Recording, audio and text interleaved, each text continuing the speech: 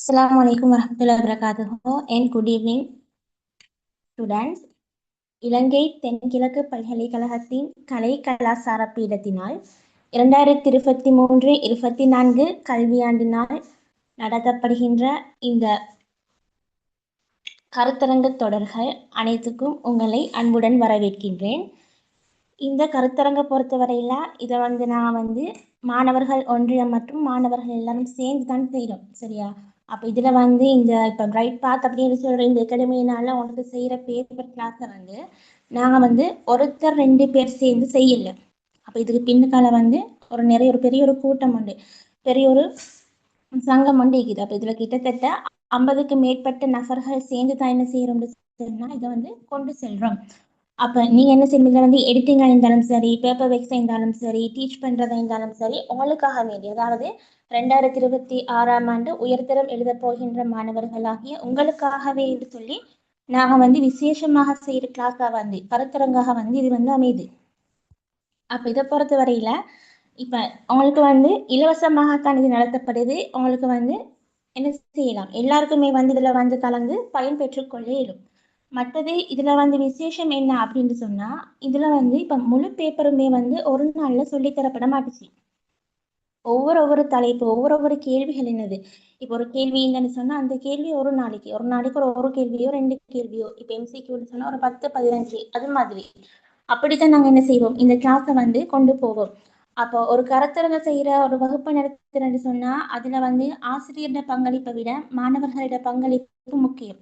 ஒரு ஆசிரியர் மட்டும் கஷ்டப்பட்டு என்ன செய்யல, ஒரு மாணவனை நல்ல இடத்துக்கு கொண்டு போவேல, மாணவரோட சப்போர்ட்டும் ஈந்தா தான் எங்களுக்கு என்ன செய்யலாம், ஒரு நல்ல இடத்துக்கு போயிட்டு சேர இயலும்.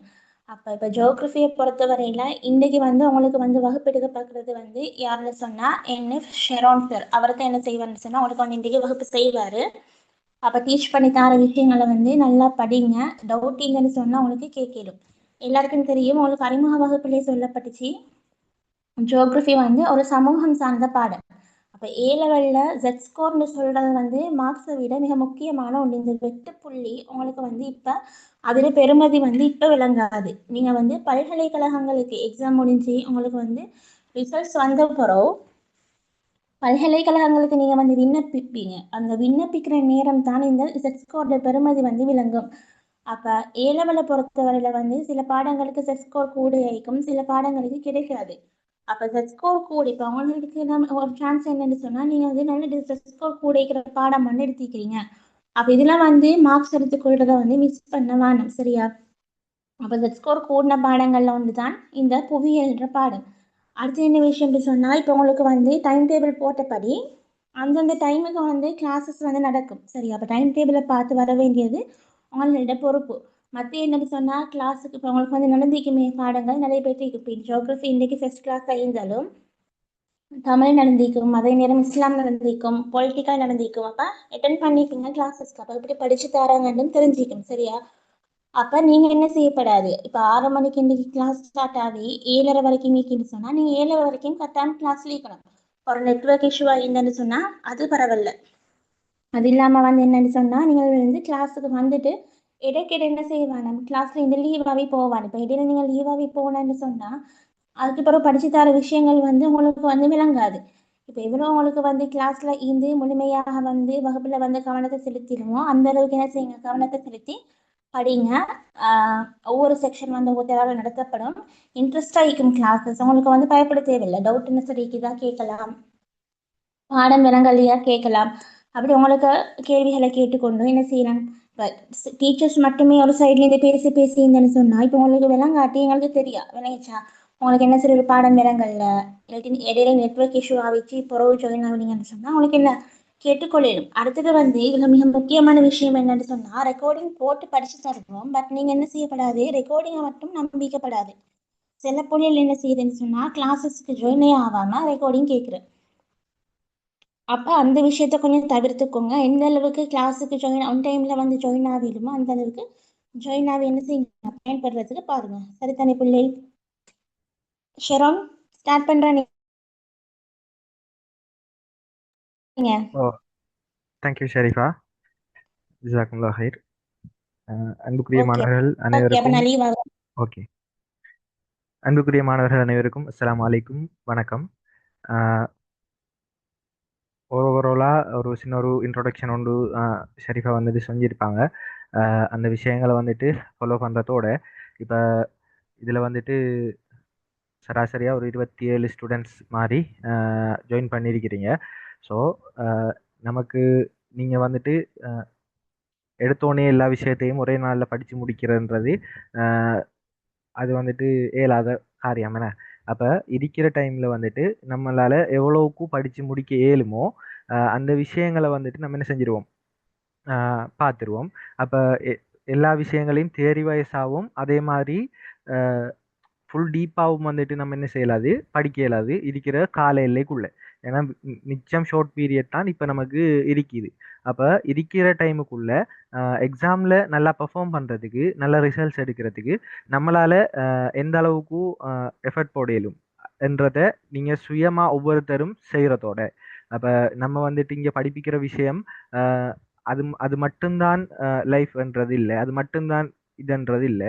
இப்போ அதை தாண்டிய நிறைய விஷயங்கள் வந்துட்டு இது வரைக்குமான காலத்தில், இப்போ ஓ லெவல் எழுதிட்டு நீங்கள் ஏ லெவல் படித்த காலத்திலிருந்து இப்போ வரைக்குமான காலகட்டத்தில் வந்துட்டு நிறைய விஷயங்களை வந்துட்டு நீங்கள் படிச்சிருப்பீங்க. அப்போ நம்ம இங்கே படித்து தர விஷயங்கள் வந்துட்டு உங்களுக்கு இப்போ தான் ஃபஸ்ட்டாக படித்து தரக்கூடிய விஷயங்கள் இல்லை. நீங்கள் ஆல்ரெடி படித்த விஷயங்களை உங்களோடக்கு ஒரு ரீஃப்ரெஷ் மாதிரி என்ன செய்ய போகிறோம், ஒரு நினைவூட்டல் மாதிரி தான் நாங்கள் உங்களுக்கு செய்ய போகிறோம். சரி, அப்போ உங்களை சும்மா ரீஃப்ரெஷ் பண்ணி விட்ற ஒரு செயற்பாடு தான் இப்போ நாங்கள் செஞ்சுட்டு இருக்கிற செயற்பாடு. அப்போ ஸ்டார்டிங்லேருந்து நீங்கள் படித்து கொன்ற விஷயத்துலேருந்து இப்போ ஸ்டார்டிங் சொல்லும்போது இப்போ எக்ஸாமுக்கு முன்னால் ஒரு குறிப்பிட்ட டைம்லேருந்து நீங்கள் படிக்க ஸ்டார்ட் பண்ணியிருப்பீங்க. ஒரு சிலர் 3 மாதத்துக்கு முதல், ஒரு சிலர் 6 மாதத்துக்கு முதல், ஒரு சிலர் ஃபர்ஸ்ட் இயர்லேருந்து என்ன செஞ்சுருப்பீங்க, இன்ட்ரெஸ்டடாக படிச்சுட்டு வந்திருப்பீங்க. அப்போ இப்படியான விஷயங்களை வந்துட்டு நீங்கள் கண்டினியூ பண்ணணும். அதோட வந்து இப்போ உங்களுக்கு இந்த செமினார்ஸில் சொல்லித்தரப்படுற விஷயங்கள் அதே மாதிரி செமினார்ஸில் ஒரு சில டாபிக்ஸ் வந்துட்டு சொல்லி தருவாங்க. அது மாதிரி சொல்லித்தரப்படக்கூடிய அந்த விஷயங்களை வந்துட்டு நீங்கள் கொஞ்சம் டீப்பாக கன்சிடர் பண்ணி படிக்கிறதோட மற்ற விஷயங்களையும் நீங்கள் என்ன செய்யணும், கொஞ்சம் ஃபோக்கஸ் பண்ணி படிக்கணும். அப்போ இப்படி ஒருத்தரை மட்டும் நம்பி இருக்காம இருக்கிற எல்லாரையும் என்ன இந்த அதாவது எல்லாத்தையும் நம்ம படிக்கிறதோட சொல்லித்தரப்படுற விஷயங்களை வந்துட்டு கொஞ்சம் ஃபோக்கஸ் பண்ணி படிக்கிறது. அப்படி படிக்கிறதால நம்மளால என்ன செய்யலும், ஒரு எக்ஸாமில் ஃபைனல் எக்ஸாமில் இன்ஷால்லா ஒரு நல்ல பெட்டரான ஒரு பெர்ஃபார்மன்ஸை வந்துட்டு நம்மளால் கொடுக்கலுமா இருக்கும். சரி, அப்போ நமக்கு தெரியும் ஜியோகிரஃபி ஃபைனல் பேப்பர் வந்து உங்களுக்கு ஜியோகிரஃபி சப்ஜெக்டை பொறுத்த வரைக்கும் 3 பாகங்களாக பிரிக்கப்பட்டிருக்குது. அதில் பௌதிக புவியியல், மானிட புவியியல், செய்முறை புவியியல் என்று 3 பகுதிகளாக பிரிக்கப்பட்டிருக்கும். இதில் பார்ட் 1ல் உங்களுக்கு MCQ பௌதிக புவியியல், மானிட புவியியல், செய்முறை புவியியலோட சேர்த்து மேக்சிமம் செய்முறை புவியியலை உள்ளடக்கின பார்ட் 1ம், அதே மாதிரி என்னது பார்ட் 2ல் உங்களுக்கு பௌதிக புவியியலும் மானிட புவியியலையும் உள்ளடக்கின மாதிரி தான் இந்த பேப்பர் வந்துட்டு வருடா வருடம் வந்துட்டு டிசைன் பண்ணப்பட்டு கொண்டு இருக்குது. இப்போ அந்த அடிப்படையில் நம்ம இன்றைய கிளாஸில் இருந்து அடுத்த 4 நாளைக்கு இன்றையும் சேர்த்து அடுத்த 3 நாள் என்ன செய்ய போகிறோம், நம்ம வந்துட்டு படிக்க போகிற விஷயம் என்னன்னு சொல்லி கேட்டால் செய்முறை புவியியல் இருக்க இடவிளக்கப்படம் சம்பந்தமான ஒரு சில விஷயங்களையும் அதே மாதிரி தரவு தொகுதிகள் சம்பந்தமான டேட்டா சம்பந்தமான ஒரு சில விஷயங்களையும் வந்து நான் உங்களுக்கு படித்து தரப்போறேன். ஸோ என் பேர் வந்துட்டு ஷரோன். நான் இப்போ சவுத் ஈஸ்டர்ன் யூனிவர்சிட்டியில் ஆர்ட்ஸ் ஃபேக்கல்ட்டியில் ஜியோகிரஃபி டிபார்ட்மெண்ட்டில் படிச்சுட்டு இருக்கிறேன். சரி, இப்போ இந்த இன்ட்ரடக்ஷனோட நம்ம என்ன செய்வோம், டிரெக்டாக கிளாஸுக்கு போவோம். நான் வந்துட்டு எல்லா விஷயங்களையும் டீப்பாக உங்களுக்கு சொல்ல மாட்டேன். இப்போ உங்களுக்கு என்ன சரி டவுட்ஸ் இருந்தால் நீங்கள் தான் என்ன செய்யணும், உங்களுக்கு தேவையான விஷயங்களை நீங்கள் தான் கேட்டு பெற்றுக்கொள்ளணும். ஒரு விஷயம் ஒன்று இருக்குது, கேளுங்கள் கிடைக்கும், தட்டுங்கள் திறக்கப்படும் என்று. அப்போ அதுக்கேற்ற மாதிரி உங்களுக்கு என்ன வேணுமென்றது எனக்கு தெரியாது. உங்களோட மனசுல பூந்து பார்த்து உங்களுக்கு என்ன தேவைன்றதை வந்துட்டு ஐடென்டிஃபை பண்ணி உங்களுக்கு சொல்லலாது. அப்போ ப்ரீஃபாக நான் வந்துட்டு உங்களுக்கு டீச் பண்ணுவேன். உங்களுக்கு என்ன வேணுமோ அதை நீங்கள் வந்துட்டு கேட்டு பெற்றுக்கொள்ளணும்.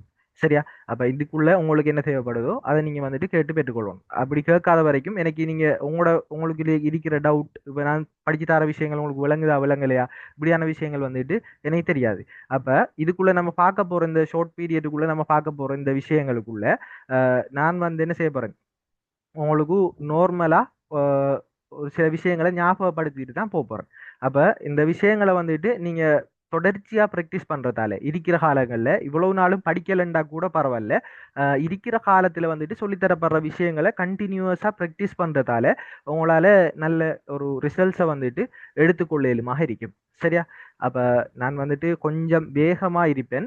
ஸோ உங்களுக்கு அது வேகம் அது கூட மாதிரி இருந்துச்சாமன்னு சொன்னா நீங்க சொல்லேலும். சரி, அப்படி இல்லாத பட்சத்துல வந்துட்டு நீங்க கேட்டுக்கொள்ளேலும். எல்லாருக்கும் ஸ்கிரீன் ஷேர் பண்றது விளங்குதானே? ஓகே அண்ணா. ரைட். அப்ப சரி, அப்ப இந்த விஷயங்கள்ல வந்துட்டு நம்ம மேலோட்டமான ஒரு சில விஷயங்களை பத்தி, அதாவது எல்லாத்துக்குள்ளேயும் டீப்பா வந்துட்டு நம்ம போக மாட்டோம். நார்மலா, அதாவது இதுவரைக்கும் ஒரு பேசிக்கான ஒரு நாலேஜ் இருக்கிறது, ஜியோகிராஃபில ஒரு பேசிக்கான ஒரு நாலேஜ் இருக்கிற ஒரு ஆளுக்கு விளங்கப்படுத்துற அளவுக்கு தான் நம்மட இந்த செமினார் செஷன் வந்துட்டு இருக்க போகுது. அப்ப இதுல உங்களுக்கு என்ன சரி விளங்கலைன்னு சொன்னா நீங்க கேட்கலாம் தாராளமா, நான் அதை வந்துட்டு உங்களுக்கு விளங்கப்படுத்துவேன். அதோட வந்து இந்த விஷயங்களை வந்துட்டு நீங்களும் கண்டினியூஸாக ஒரு கிளாஸ் முடிஞ்சா அந்த கிளாஸ் முடிஞ்சதோட இந்த சாப்டர் முடிஞ்சிட்டு இருக்காமலுக்கு உங்களுக்கு இருக்கிற நாள் வந்துட்டு கொஞ்சம் தானே இருக்குது. இப்போ சராசரியா இருக்க கல்குலேட் பண்ணி பார்த்தா ஒரு 45 நாள் கூட இல்லை. ஏன்னா அப்படி ஒரு 45 நாள் வச்சு கொண்டாலும் நீங்க தூங்குறதுலேயே அதுல அரைவாசி நாள் என்ன செஞ்சிடும், போயிடும். அப்ப நீங்க வந்துட்டு இருக்கிற டைமை வந்துட்டு சரியா பயன்படுத்தி கொண்டீங்கன்னு சொன்னா பெட்டரான பெர்ஃபார்மன்ஸை உங்களோட ஃபைனல் எக்ஸாம்ல கொடுக்கலும். சரி, அப்ப நம்ம செஷனுக்குள்ள போவோம். இப்ப முதலாவது நம்ம பார்க்க போறது, இன்றைய கிளாஸ்லயும் நாளைய கிளாஸ்லயும் வந்துட்டு நம்ம பார்க்க போற விஷயம் இடவிளக்கப்படம் சம்பந்தமான விஷயம். இப்ப இந்த இடவிளக்கப்படம் சம்பந்தமான விஷயங்கள்ல தியரி வைஸா நம்மள்ட்ட என்னென்ன விஷயங்கள் வந்துட்டு இருக்க போகுதுன்றத வந்துட்டு இன்றைய கிளாஸ்ல வந்துட்டு நம்ம டிஸ்கஸ் பண்ணுவோம். நாளைய கிளாஸ்ல ஒரு படத்தை எப்படி வாசிக்கிறது என்ற சம்பந்தமான விஷயங்களை வந்துட்டு டிஸ்கஸ் பண்ணுவோம். சரி, அப்ப இப்படித்தான் நம்மளோட கிளாஸ் வந்துட்டு கட்டமைக்கப்பட போகுது. இதுல சொல்லப்படுற விஷயங்கள்ல உங்களுக்கு என்ன சரி டவுட்ஸ் இருந்தா நான் திரும்பவும் சொல்றேன், உங்களுக்கு தெளிவா வந்துட்டு என்ன செஞ்சு கொள்ளையிலும், திரும்ப கேட்டுக்கொள்ளையிலும். சரியா? ரைட். இப்ப நம்ம பார்த்தோம்னு சொன்னா இதுவரைக்கும் வந்த காலத்துல, சரியா, கடந்த கால வினாக்கள்ல பத்தி நம்ம பார்க்கும்போது உங்களுக்கு 2019ஆம் ஆண்டிலிருந்து 2025ஆம் ஆண்டு வரைக்கும் நமக்கு தெரியும் ஒவ்வொரு வருடமுமே இடவிளக்கப்படம் என்ற ஒன்று ஜியோகிராஃபி சப்ஜெக்ட்ல வந்துட்டு ஃபைனல் எக்ஸாமுக்கு வார ஒரு விஷயம். சரியா? 2019க்கு முன்னாலேயும் சரி, ஜியோகிராஃபி சிலபஸ் ஸ்டார்ட் ஆன அந்த டைம் பீரியட்ல இருந்து இந்த இடவிளக்கப்படம் என்ற ஒரு விஷயம் வந்துட்டு தொடர்ச்சியாக அந்த பேப்பர்ல வந்துட்டு என்ன செஞ்சு கொண்டிருக்குது, வந்து கொண்டே இருக்குது. அப்ப அந்த அடிப்படையில இந்த இடவிளக்கப்படத்துல காணப்படுற முக்கியமான விஷயங்கள், தொடர்ச்சியாக கேட்கப்படுற முக்கியமான விஷயங்களை ஒரு 10 கேட்டகரிக்குள்ள என்ன செஞ்சிருக்கிறாங்க, வகைப்படுத்தியிருக்கிறாங்க. அதுல முதலாவது வந்து பட வாசிப்பு. இந்த பட வாசிப்புன்றது என்னத்தை குறிக்குதுன்னு சொன்னா படத்தில் இருக்கக்கூடிய பௌதீக பண்பாட்டு அம்சங்களை வந்துட்டு அடையாளப்படுத்துறது. படத்தில் இருக்கிற பௌதீக பண்பாட்டு அம்சங்களை அடையாளப்படுத்துறது. படத்தில் இருக்கக்கூடிய பௌதீக பண்பாட்டு அம்சங்களுக்கு உதாரணம் சொல்லிடுமா? ஒரு பௌதீக அம்சம், ஒரு பண்பாட்டு அம்சம்.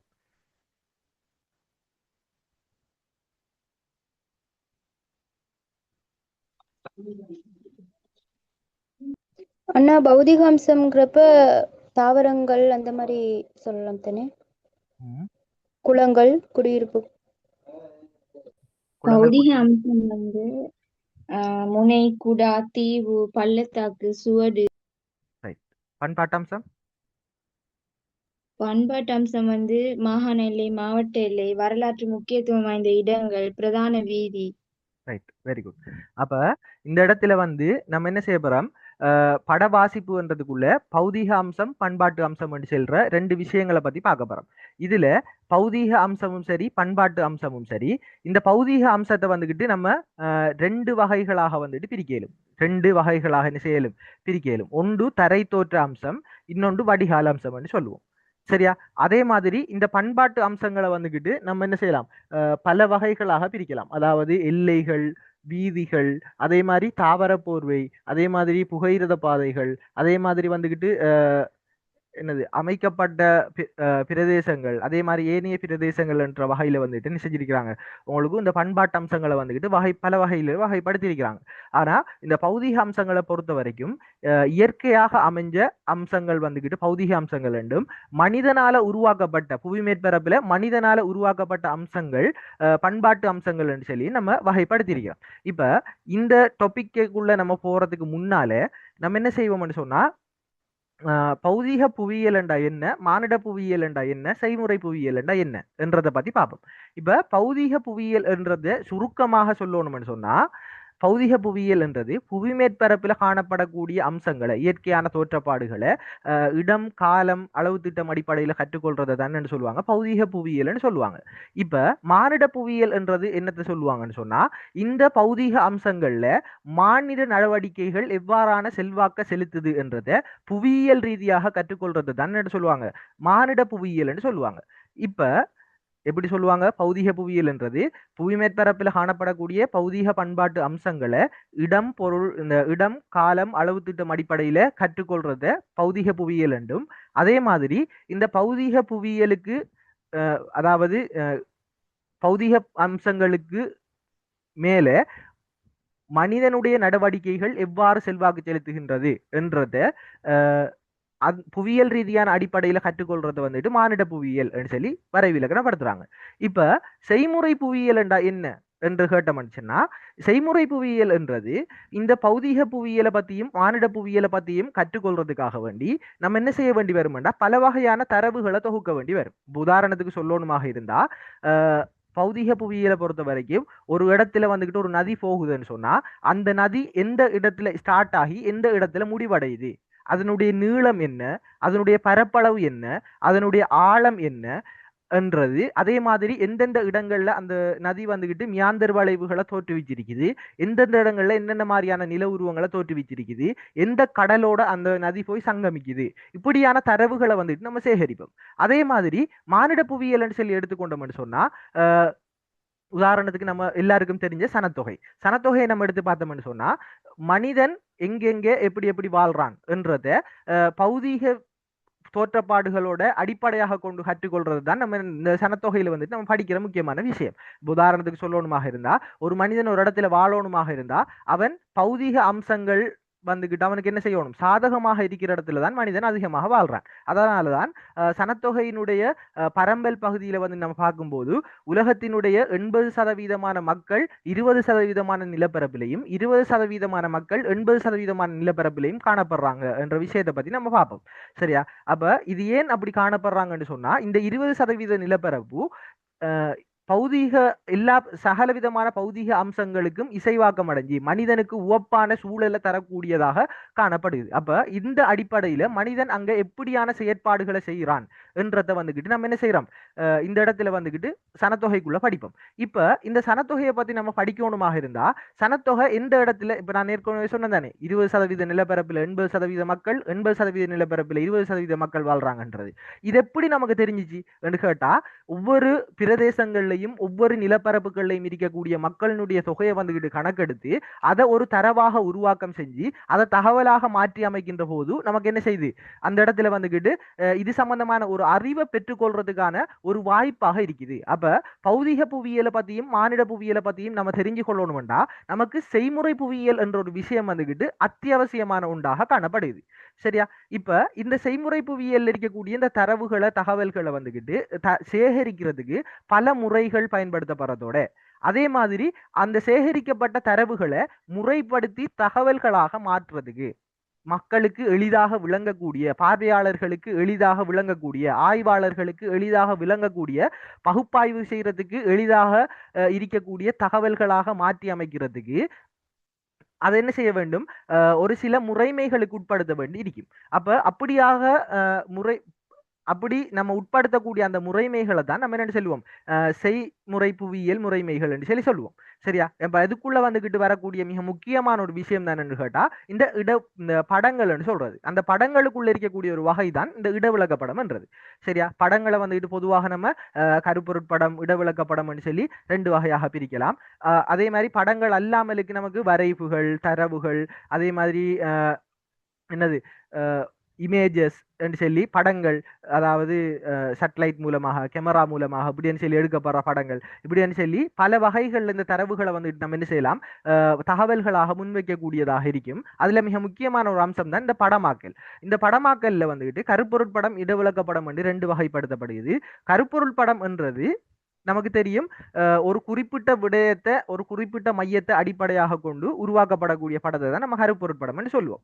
சரியா? இப்ப இந்த இடத்துல வந்துட்டு நம்ம பார்க்க போற விஷயம் என்னன்னு கேட்டா, இடவிளக்க படங்கள் சம்பந்தமானது. இப்ப இந்த இடவிளக்க படங்கள் சம்பந்தமாக நம்ம பார்க்கக்குள்ள, இந்த இடவிளக்க படங்கள்ன்றது எப்படியானதாக இருக்கும்னு சொன்னா, எந்த ஒரு குறிப்பிட்ட பொருளை, இந்த ஒரு கருப்பொருளை மையமாக கொள்ளாமலுக்கு, எந்த ஒரு குறிப்பிட்ட கருப்பொருளையும் மையமாக கொள்ளாமல் எல்லா விடயங்களையும் பொதுவாக மேக்சிமம் நம்மளுக்கு எவ்வளவுக்கு விஷயங்களை உள்ளடக்க இயலுமோ அவ்வளவு விஷயங்களை உள்ளடக்கியதாக அமையக்கூடியது தான் நம்ம என்ன சொல்லுவோம், இந்த இடவிளக்க படங்களை என்று சொல்லுவோம். அதாவது புவி மேற்பரப்பில் காணப்படக்கூடிய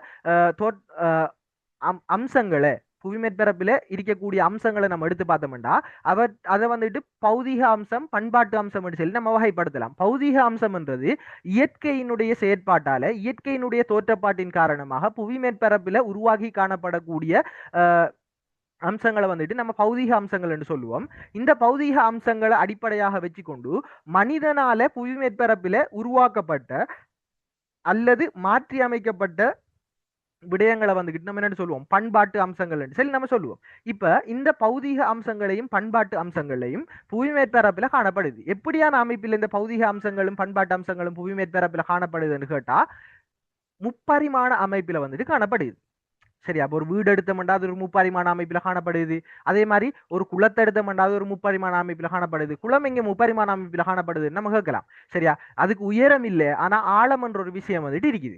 அப்ப அந்த அமைப்பில் அது ஒரு முப்பரிமாண அமைப்பில் வந்துட்டு காணப்படுது. அதே மாதிரி வந்து ஒரு மரத்தை எடுத்தோம்னா அது ஒரு முப்பரிமாண அமைப்பு, ஒரு மலையை எடுத்தோம்னா அது ஒரு முப்பரிமாண அமைப்பில் காணப்படுது. இப்படி இந்த புவி மேற்பரப்பில் காணப்படுற பௌதீக பண்பாட்டு அம்சங்கள் எல்லாமே என்ன செய்யப்படுது, ஏதோ ஒரு வகையில ஒரு 3D ஃபார்மேஷனை வந்துட்டு கொண்டிருக்குது பெரும்பாலான விடயங்கள்.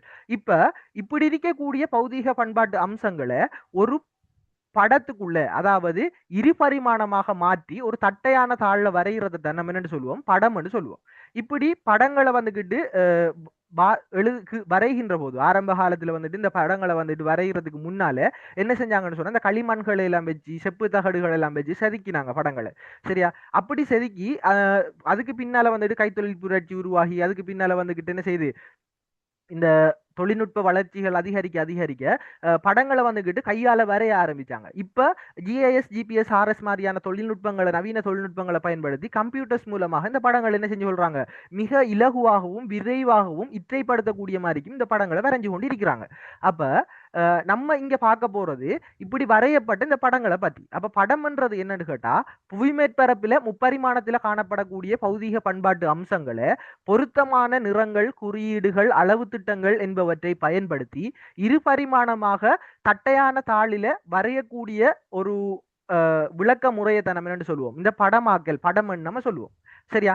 அப்ப இதுக்குள்ள இந்த இடவிளக்க படம் என்றது என்னத்தை குறிக்குதுன்னு சொன்னா, எந்த ஒரு கருப்பொருளையும் மையமாக கொள்ளாம இருக்கு, ஒரு குறிப்பிட்ட பிரதேசத்தினுடைய நெற்பரம்பல், ஒரு குறிப்பிட்ட பிரதேசத்தினுடைய சனத்தொகை அடர்த்தி, ஒரு குறிப்பிட்ட பிரதேசத்தினுடைய நீர்வள பரம்பல், இப்படின்னு சொல்லி எந்த ஒரு கருப்பொருளையும் மையமாக கொள்ளாமலுக்கு எவ்வளவு தூரம் விஷயங்களை உள்வாங்க இயலுமோ, எவ்வளவு பண்பாட்டு அம்சங்களை, எவ்வளவு பௌதீக அம்சங்களை முடியுமான வரைக்கும் எவ்வளவு பௌதீக அம்சம், பண்பாட்டு அம்சங்களை உள்வாங்க இயலுமோ அவ்வளோத்தையும் உள்வாங்கி புவி மேற்பரப்புல காணப்படுற இந்த முப்பரிமாணமான அம்சங்களை, முப்பரிமாணத்துல காணப்படக்கூடிய அம்சங்களை இருபரிமாணமாக மாத்துறது தான் நம்ம என்ன சொல்றோம், இந்த இடவிளக்க படம்னு சொல்லுவோம். அப்ப இந்த அடிப்படையில நம்ம பார்க்கக்குள்ள இடவிளக்க படத்துல என்னென்ன மாதிரியான விஷயங்கள் இருக்கும்னு சொல்லி கேட்டா, இடவிளக்க படத்துல மேக்சிமம் எவ்வளவு விஷயங்கள், அதாவது உண்மையான உலகத்துல எவ்வளவு விஷயங்கள் இருக்குதோ அதுல முக்கியமான விஷயங்களை மேக்சிமம் இந்த இன்க்ளூட் பண்ணி என்ன செஞ்சிருப்பாங்க, இந்த படத்தை வந்துகிட்டு வரைஞ்சிருப்பாங்க.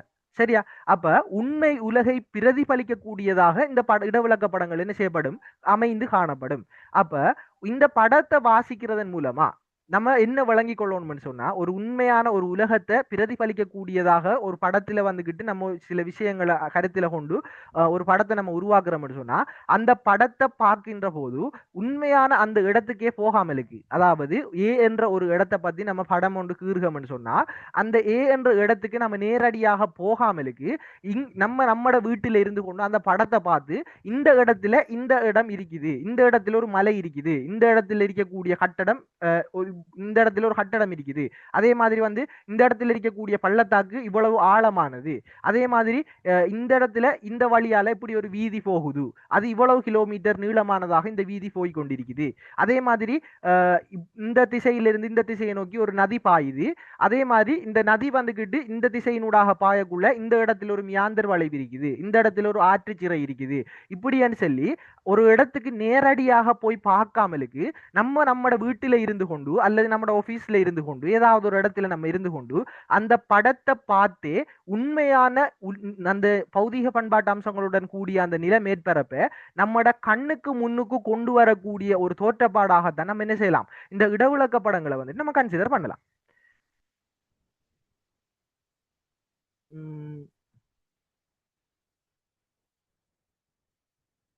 ரைட். இந்த பிடிஎஃப் வந்துட்டு உங்களுக்கு குரூப்ல இன்னும் சென்ட் பண்ண படல, உங்களுக்கு சென்ட் பண்ணுவாங்க. சரியா? ரைட். அப்ப இப்படின்னு சொல்லி இந்த பட வாசிப்பை வந்துட்டு நம்ம என்ன செய்யலாம் சொல்லலாம். அப்ப பட வாசிப்பை பொறுத்த வரைக்கும் சரியா, படத்துல காணப்படக்கூடிய பௌதீக அம்சங்களையும் சரி பண்பாட்டு அம்சங்களையும் சரி, பௌதீக அம்சங்கள் என்று சொல்லும் போது இந்த தரை தோற்ற அம்சங்களாக இருக்கலாம், வடிகால் அம்சங்களாக இருக்கலாம். அதே மாதிரி பண்பாட்டு அம்சங்கள் என்று சொல்லும் போது மனிதனால உருவாக்கப்பட்ட பல வகையான பண்பாட்டு அம்சங்கள் காணப்படுது. அந்த பண்பாட்டு அம்சங்களுக்குள்ள எதுவாக வேணுமென்றாலும் இருக்கலாம். உதாரணத்துக்கு சொல்லணுமாக இருந்தா எல்லைகள், வீதிகள், அதே மாதிரி வந்து அமைக்கப்பட்ட பிரதேசங்கள், வரலாற்று தளங்கள், அதே மாதிரி வந்து தாவர போர்வைகள், புகையிரத பாதைகள், இப்படின்னு சொல்லி பல வகையான பண்பாட்டு அம்சங்கள் இருக்குது. இதுக்குள்ள எதை வேணுமென்றாலும் என்ன செய்யலாம், இதை வந்துகிட்டு நம்ம அடையாளப்படுத்தக்கூடிய மாதிரி இருக்கிறது தான் என்னன்னு சொல்லுவாங்க பட வாசிப்புன்னு சொல்லி சொல்லுவாங்க. அதுக்குள்ள இன்னொரு விஷயமும் உள்ளடங்கும், அதை நான் பின்னால சொல்றேன். இந்த பட வாசிப்புன்றதுக்குள்ள இன்னொரு விஷயமும் இன்க்ளூட் ஆகும், அதை பத்தி நான் பின்னால பேசுறேன்.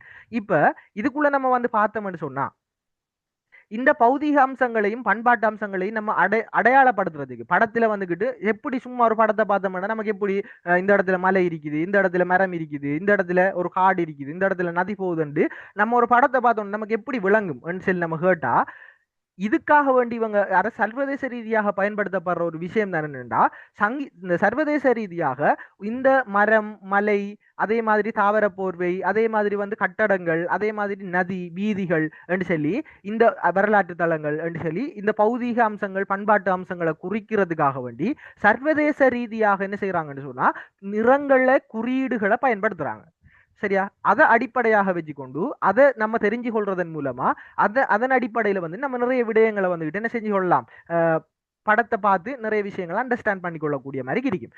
அதுக்கு நமக்கு முக்கியமாக தெரிஞ்சிருக்க வேண்டிய விஷயம் என்னன்னு கேட்டா, இந்த படத்துல காணப்படக்கூடிய பௌதீக அம்சங்களை குறிக்கின்ற குறியீடுகள் என்னென்ன, நிறங்கள் என்னென்ன, இப்ப பௌதீக அம்சம் என்னக்குள்ள தரைத்தோட்ட அம்சமும் சரி வடிகால் அம்சமும் சரி, அதே மாதிரி பண்பாட்டு அம்சங்களை குறிக்கக்கூடிய குறியீடுகள் என்னென்ன, நிறங்கள் என்னென்ன, இப்படி இந்த விஷயம் நமக்கு தெரியாமலுக்கு நம்மளால என்ன செய்யலாது, படத்தை வாசிக்க முடியாது.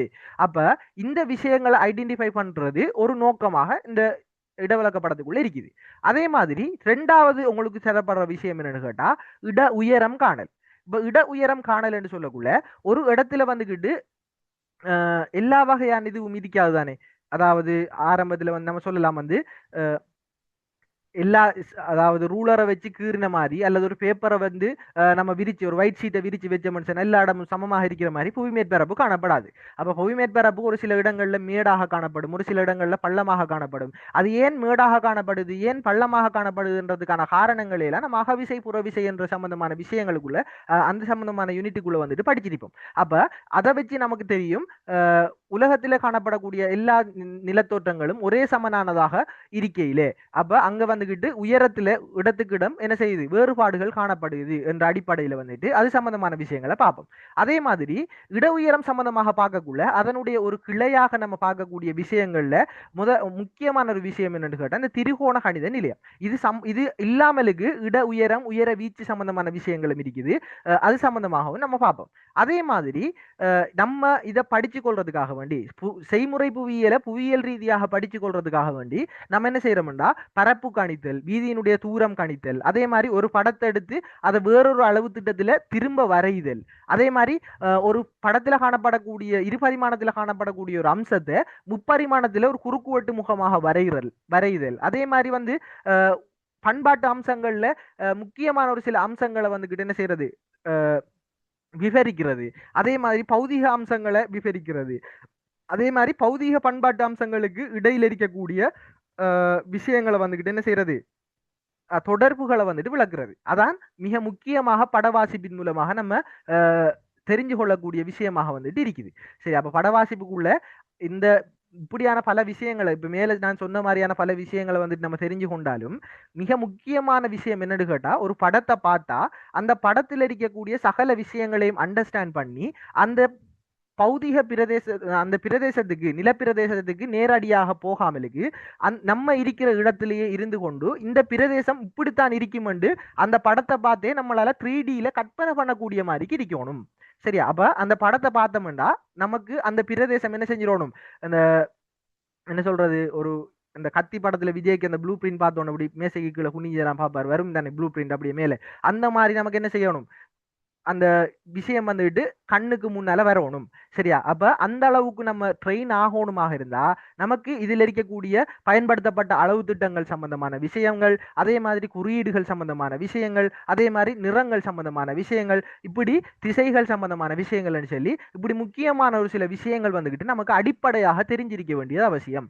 சரியா? அப்ப இந்த விஷயங்கள் நமக்கு தெரிஞ்சிருந்தா தான் பின்னால வரக்கூடிய விஷயங்களை வந்துட்டு நம்ம என்ன செய்யலாம், எடுத்துக்கொண்டு போகலாம்.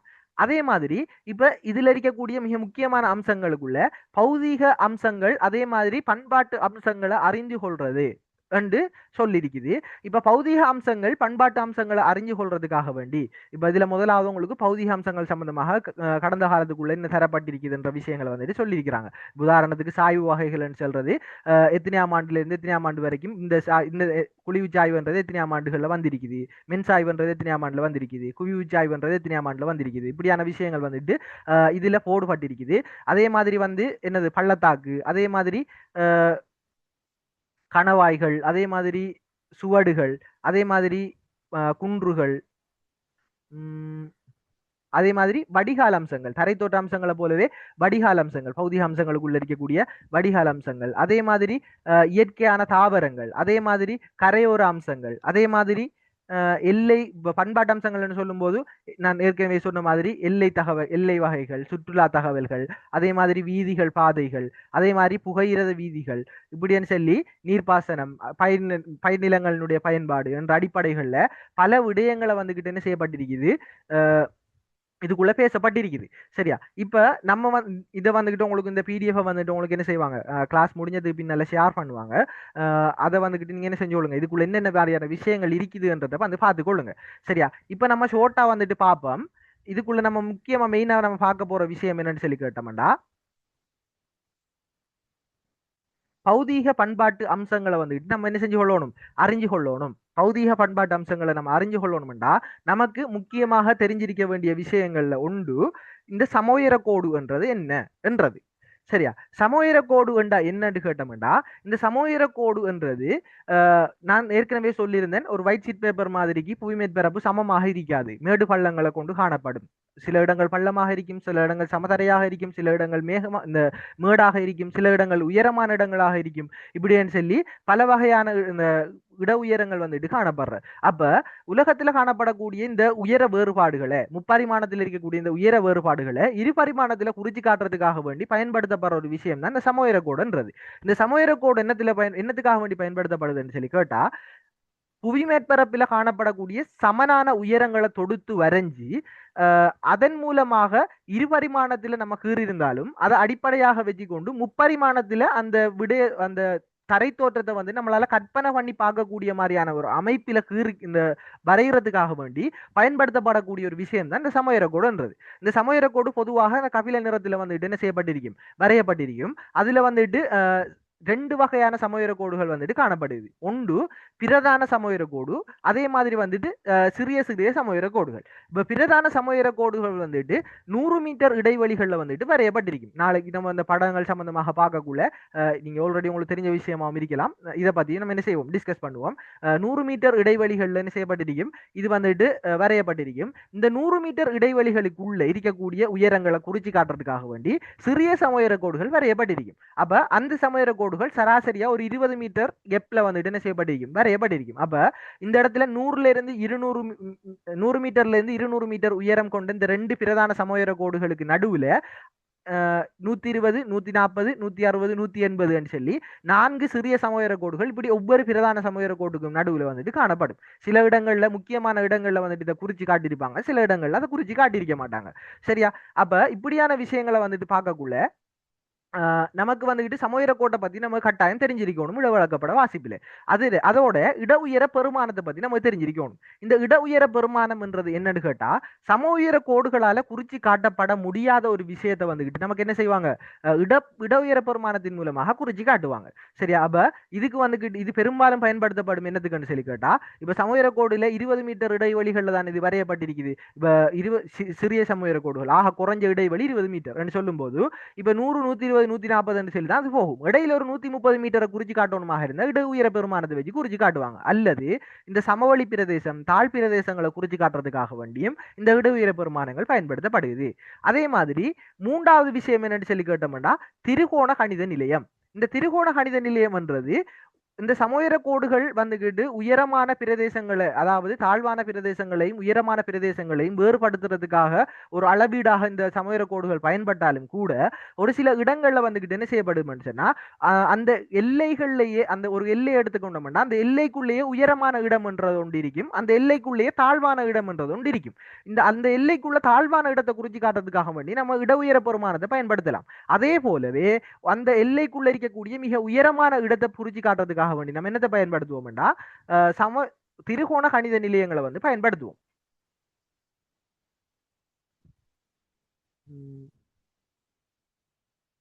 ரைட், ஸ்லோவா போக சொல்லி சொல்றாங்க.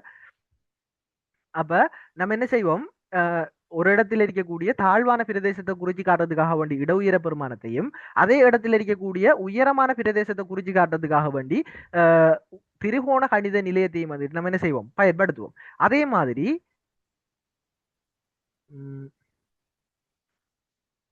உயர வீச்சு. இந்த உயர வீச்சு என்றது என்னது கேட்டா, இந்த திரிகோண கணித நிலைய பெருமானம் என்றது என்னது, ஒரு இடத்தினுடைய ஆக உயரமான பெருமானம். அதே மாதிரி இந்த இட உயர பெருமானம் என்றது ஒரு இடத்தினுடைய மிக தாழ்வான பெருமானம் என்று வச்சுக்கொள்வோம். சரியா? அப்ப இந்த உயரமான பெருமானத்துல இருந்து தாழ்வான பெருமானத்தை கழிக்கின்ற போது உயரமான பெருமானத்துக்கும் தாழ்வான பெருமானத்துக்கும் இடையில் இருக்கக்கூடிய அந்த விகிதாசாரம், உயர விகிதாசாரத்தை தானே சொல்லுவாங்க, உயர வீச்சுன்னு சொல்லி சொல்லுவாங்க. அப்ப தாழ்வான பிரதேசத்துக்கும் உயரமான பிரதேசத்துக்கும் இடையில எவ்வளவு தூரம் கெப் வந்துட்டு இருக்குது என்றதை கண்டுபிடிக்கிறதுக்காக வேண்டி உயர வீச்சை வந்துட்டு பயன்படுத்துவாங்க. அதே மாதிரி இப்ப இடவிளக்க படங்கள் மூலமாக கண்டுகொள்ளக்கூடிய பௌதீக அம்சங்கள் என்று சொல்லும் போது சொல்லுங்க. உயர வீச்சு வந்து பாஸ் பேப்பர் கேள்வியில வந்தீக்கா? இல்ல, உயர வீச்சு வந்துட்டு பாஸ் பேப்பர் கேள்வியில வந்தில்ல. சரி, அப்ப நான் உங்களுக்காக வேண்டி என்னத்துக்காக வேண்டி இதை சொல்றேன்னு சொன்னா, ஒரு பேசிக்கான ஒரு ஐடியாவை உங்களுக்கு கிரியேட் பண்றதுக்காக வேண்டி. சரியா? அப்ப நீங்க வந்துட்டு இப்ப இது வரைக்கும் வராத ஒரு விஷயம்ன்றதுக்காக வேண்டி வரவே வராதுன்ட்டு நம்மளால என்ன செய்யலாது, சொல்லலாது தானே. அப்ப நம்ம வந்துட்டு உங்களுக்கு ஒரு பேசிக்கான ஒரு ஐடியாவை கிரியேட் பண்றதுக்காக வேண்டி தான் இந்த விஷயத்தை வந்து நான் உங்களுக்கு என்ன சொல்லியிருக்கிறேன். சரி, அப்ப அது சம்பந்தமான விஷயங்களை நீங்க சும்மா மைண்ட்ல இப்படி ஒரு விஷயம் இருக்குது என்ற விஷயத்தை தெரிஞ்சு கொள்ளுங்க. சரி, உயர வீச்சு என்னன்னு கேட்டா நீங்க என்ன செஞ்சிடப்படாது, கன்ஃபியூஸ் ஆகிடப்படாது. அப்ப இப்படி ஒரு விஷயம் இருக்குதுன்றதை நீங்க என்ன செஞ்சு கொள்ளுங்க, தெரிஞ்சு வச்சு கொள்ளுங்க. சரி, அதே மாதிரி இடவிளக்க படங்கள் மூலமாக நம்ம ஒரு சில இந்த சமோயர கோடுகளை பயன்படுத்தி, அதே மாதிரி ஒரு சில நிறங்கள் குறியீடுகளை பயன்படுத்தி பௌதீக அம்சங்களையும் பண்பாட்டு அம்சங்களையும் அறிந்து கொள்ளலாம். அந்த அடிப்படையில் வந்துட்டு நமக்கு டைம் இல்லாத காரணத்தால நான் கொஞ்சம் கொஞ்சம் வேகமாகத்தான் நான் என்ன செய்வேன், போவேன்.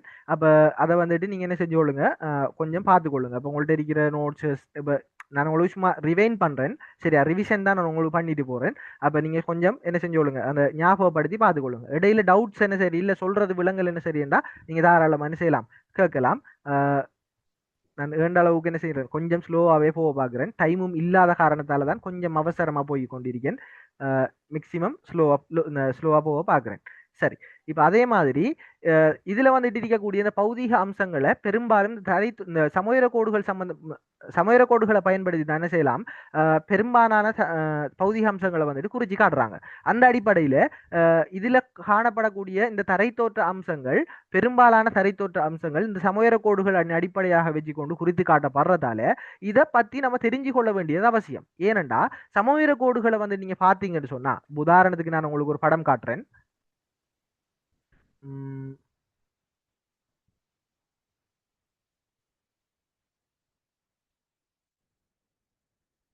சரி, இப்ப இந்த படத்தை நீங்க எடுத்து பாத்தீங்கன்னு சொன்னா, இப்ப இதுல வந்து பாருங்க, இங்கெல்லாம் சமோயிர கோடுகள் வந்துட்டு காணப்படுது. என்ன, இப்ப இந்த சமோயிர கோடுகளை வச்சுக்கொண்டு இப்ப இதை பார்க்கக்குள்ள எப்படி இருக்குது, என்ன தர கிறுக்கி வச்சிருக்கிறான்ற மாதிரி இருக்கும். சரியா? அப்ப இதை வந்து நம்ம எடுத்து அண்டர்ஸ்டாண்ட் பண்ணணும்டா, இதுக்குள்ள என்ன இருக்குதுன்றதை விளங்கி கொள்ளணும்டா, இந்த வளைவு நெளிவுகள் என்னத்தை குறிக்குது. இந்த சில இடங்கள்ல சமோயிர கோடுகள் நெருக்கமா இருக்குது, சில இடங்கள்ல சமோயிர கோடுகள் நெருக்கம் குறைஞ்சு காணப்படுது. இப்படியான விஷயங்கள் எல்லாம் என்னத்தை குறிக்குது. அதே மாதிரி ஒரு சில இடங்கள்ல ஒரு சில ஷேப்புகள்ல இந்த சமோயிர கோடுகள் வந்துட்டு காணப்படுது. அப்படியான விஷயங்கள் எல்லாம் என்னத்தை குறிச்சு கொண்டிருக்குது என்ற விஷயங்களை பத்தி நம்ம என்ன செஞ்சு கொள்ளணும், தெரிஞ்சு கொள்ளணும். அப்ப சமோயிர கோடுகள் சம்பந்தமாக இந்த சமோயிர கோடுகள் அடிப்படையாக வச்சுக்கொண்டு பௌதீக அம்சங்களை நம்ம எப்படி கண்டுபிடிக்கிற என்ற விஷயத்தை பத்தி நம்ம தெரிஞ்சு கொண்டாதான் நம்மளால என்ன செஞ்சு கொள்ளலும் இந்த பட வாசிப்பை தெளிவாக மேற்கொள்ளக்கூடியதாக இருக்கும். சரி, அந்த அடிப்படையில இந்த பௌதீக அம்சம் வந்து செல்லக்குள்ள தரைத்தோற்ற அம்சங்களுக்குள்ள குத்துச்சாய்வு மென்சாய்வு என்று செல்லப்படக்கூடிய விஷயங்கள் வந்துட்டு காணப்படுற.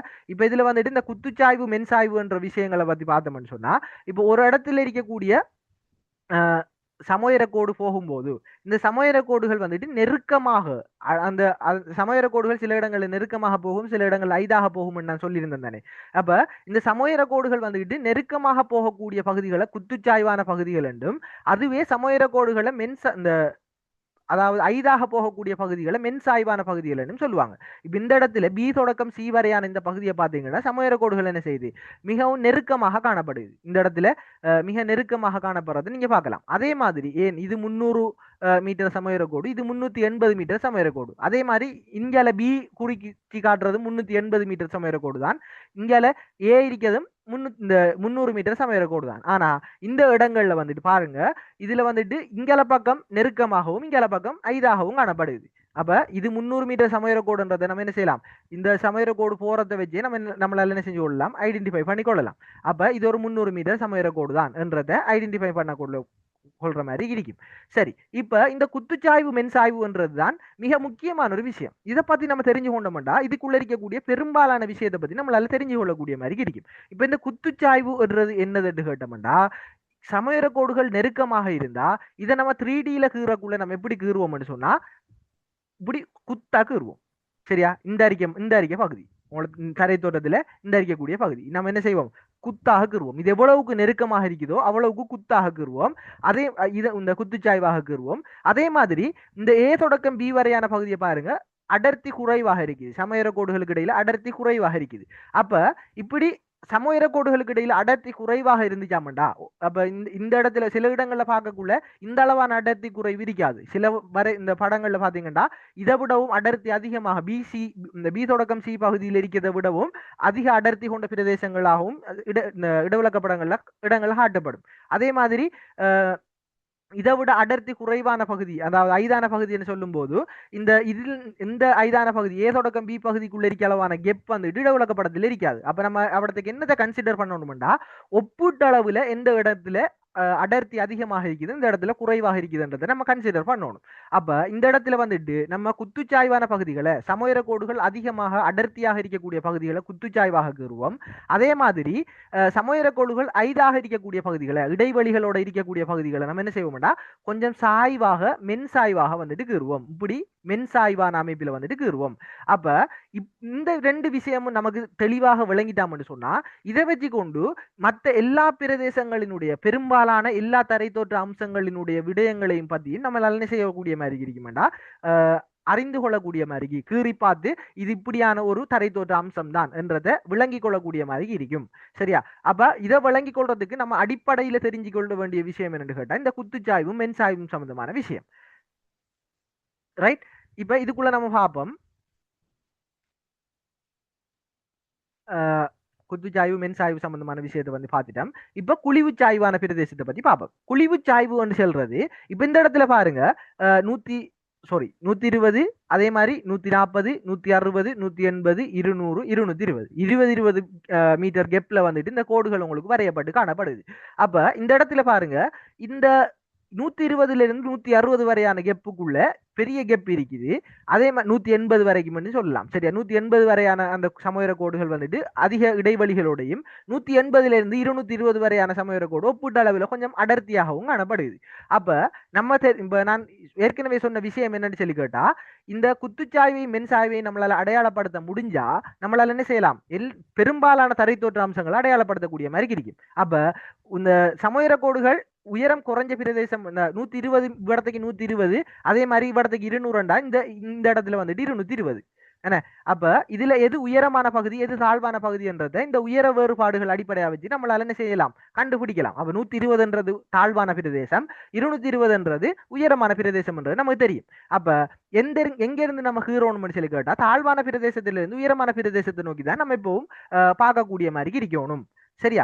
அப்ப இந்த இடத்துல வந்து நம்ம பார்த்தோம்னா 120ல இருந்து 160 அல்லது 160 வெப்பமே 120ல இருந்து 160 வரையான பகுதி அதிக அந்த இடைவெளி சமவெர கோடுகள் அதிக இடைவெளியோட காணப்படுறதால நம்ம அதை என்ன செய்வோம்னா மென்சாய்வாக கீறுவோம். சரியா? அதே மாதிரி 160ல இருந்து 220 வரையான பகுதி வந்துகிட்டு என்ன செய்யுது? அதிக அடர்த்தியோட காணப்படுறதால ஒப்பீட்டளவுல இது 5ஆகவும் இந்த பிரதேசம் 5ஆகவும் இந்த பிரதேசம் வந்துட்டு அடர்த்தியாகவும் காணப்படுறதால இந்த பிரதேசத்தை 5ஆகவும் மற்ற பிரதேசத்தை வந்துட்டு அடர்த்தியாக குத்துச்சாய்வாகவும் வந்துட்டு கீறுவோம். கீர்ணம்டா இந்த இடத்துல வந்துட்டு ஒரு குழிவான பிரதேசத்தை நம்மளால என்ன செய்யலாம்? பார்க்கலாம். அப்ப இங்க இருக்கக்கூடிய ஒரு மலைத்தொடர் வந்துட்டு இருந்துச்சாமன்னு சொன்னா இல்ல இங்க இருக்கக்கூடிய இந்த சாய்வு எப்படியான சாய்வாக இருக்கும்? இப்படி மென்சாய்வாக வந்து இப்படி போகக்கூடிய ஒரு குழிவான தன்மையை ஏற்படுத்தக்கூடிய ஒரு சாய்வாக வந்துட்டு என்ன செய்யும்? இந்த சாய்வு வந்துட்டு காணப்படும். அதால இதுக்கு பேர் வந்துட்டு நம்ம என்ன செய்யறோம்? குழிவு சாய்வு அப்படின்னு சொல்லி நம்ம பேர் வைக்கிறோம். இதுல என்ன சரி டவுட் இருக்குதா? இல்ல சார். சரி. அப்ப இப்படி வந்துகிட்டு நம்ம என்ன செய்யறோம்? குழிவு சாய்வாக இருக்கலாம், அதே மாதிரி வந்து என்ன குழிவு சாய்வாக இருக்கலாம், அதே மாதிரி வந்து சமச்சீரான சாய்வுகள், அதே மாதிரி சமச்சீர் அற்ற சாய்வுகள், அதே மாதிரி சரிவு சாய்வு ஒரு இடத்துல குறிப்பாக சரிஞ்சு கொண்டு போகக்கூடிய சாய்வுகள், அதே மாதிரி வெட்டுண்ட பிரதேசம் சமவெர கோடுகள்ல வந்துகிட்டு ஒரு குறிப்பிட்ட தெளிவற்ற நிலை காணப்படக்கூடிய பிரதேசங்கள், அதே மாதிரி வெளியரும்பு பாறைகள்னு சொல்லும் போது இப்ப சமவெர கோடுகள் வந்துகிட்டு காணப்படும். அந்த சமவெர கோடுகளுக்கு நடுவுல புட்கள் பற்றைகள் வளர்ந்த மாதிரி காட்டியிருப்பாங்க. சரியா? அப்ப அந்த மாதிரியான தோற்றங்கள்ல காணப்படுறத வெளியரும்பு பாறைகள் சொல்லி சொல்லுவாங்க. அதே மாதிரி வந்து சமவெளிகளுக்கு இடையில அதிக அளவான சமவெர கோடுகளுக்கு இடையில அதிக ஐதான தன்மை வந்துட்டு காணப்படும். இந்த சமவெர கோடுகளுக்கு இடையில இருக்கக்கூடிய இடைவெளி வந்துகிட்டு என்ன செய்யுது? மிக அதிகமாக வந்துட்டு காணப்படுறதா அதை வந்துட்டு இந்த சமவெளி பிரதேசம் நம்ம சொல்லுவோம். அந்த இடத்துல வந்துட்டு என்ன செஞ்சிருக்காங்க? ஒரு இட உயர பெருமானத்தையும் குறிச்சு காட்டியிருக்கிறாங்க பாருங்க. அதே மாதிரி என்னது தொடரலை நிலங்கள் இப்படியான சமவெளி பிரதேசங்களுக்கு நடுவுல வந்துகிட்டு சின்ன சின்ன குன்றுகள் மாதிரி சிறிய சிறிய அந்த வட்ட வடிவமான சமவெர கோடுகள் வந்துட்டு காணப்படக்கூட தொடரலை நிலங்கள் என்று சொல்லி நம்ம சொல்லுவோம். அதே மாதிரி மேட்டு நிலம் என்று சொல்றது இந்த மாதிரியான ஒரு அமைப்பில் வந்துட்டு காணப்படுறது மேட்டு நிலம் என்று சொல்லி சொல்லுவோம். அதே மாதிரி நான் இதை கொஞ்சம் வேகமா போறதுக்கான காரணம் என்னன்னா இந்த மாதிரியான விஷயங்கள் நீங்க பேசிக்கா என்ன செஞ்சிருப்பீங்க? படிச்சிருப்பீங்க. அப்ப இதை டீப்பா படிச்சுட்டு போறதுக்கு நமக்கு டைம் காணான்றபடியால நான் என்ன செய்யறேன்? கொஞ்சம் வேகமா வந்துட்டு போறேன். சரியா? அப்ப இப்படியான விஷயங்களை வந்துட்டு நீங்க என்ன செஞ்சு கொள்ளணும்? இதுல இருந்து நான் உங்களுக்கு செல்ல வர விஷயம் என்னன்னு கேட்டா இந்த பௌதீக அம்சங்கள் எல்லாம் சமவெர கோடுகளால என்னென்ன மாதிரியான அடிப்படைகளை வந்துட்டு குறிச்சு காட்டப்படுகுது என்றதை நீங்க பிராக்டிக்கலா கீறி பார்க்கணும். சரி? அப்ப அதுல வந்துட்டு முக்கியமான விஷயங்களை வந்துட்டு உங்களுக்கு நான் ஆல்ரெடி காட்டின பேப்பர்ல வந்துட்டு என்ன செஞ்சிருக்கேன்? உங்கள்ட்ட காட்டியிருக்கேன். சரி? அப்ப அந்த நம்ம ஆல்ரெடி பேசின அந்த பேப்பர்ல வந்துட்டு நம்ம பார்த்தோம்னு சொன்னா இப்ப நீங்க கொஞ்சம் ரைட் இந்த பேப்பர்ல வந்துட்டு நம்ம பார்த்தோம்னு சொன்னா இதுல வந்துட்டு நம்ம நிறைய விஷயங்களை வந்துட்டு சொல்லப்பட்டிருக்குது. சரியா? அப்ப இதுல சொல்லப்பட்டிருக்கக்கூடிய விஷயங்கள் வந்துட்டு மிக முக்கியமான விஷயங்கள் தான் என்ன செஞ்சிருக்கேன், இந்த பேப்பர்ல வந்துட்டு உங்களுக்கு பயிற்சிக்காக வேண்டி தந்திருக்கேன். சரியா? இப்ப குழிவு சாய்வு, மென் சாய்வு, குழிவு சாய்வு, சரிவு சாய்வு, குத்து சாய்வுன்னு சொல்லி என்ன செஞ்சிருக்கேன், இந்த முக்கியமான விஷயங்களை வந்து தந்திருக்கேன். அப்ப இப்படியான விஷயங்கள், இந்த சாய்வுகள் எல்லாம் என்னென்ன மாதிரியான அடிப்படைகள்ல காணப்படும் என்றதை நீங்க என்ன செய்யணும், உங்களோட கையால ஒருக்கா கீறி பார்க்கணும். அப்படி கீறி பார்க்கறது என்ன நன்மைன்னு கேட்டா, உங்களுக்கு அது என்ன செய்யாது, இடவிளக்கப்படம் பார்க்கக்குள்ள மறக்காது. சரியா?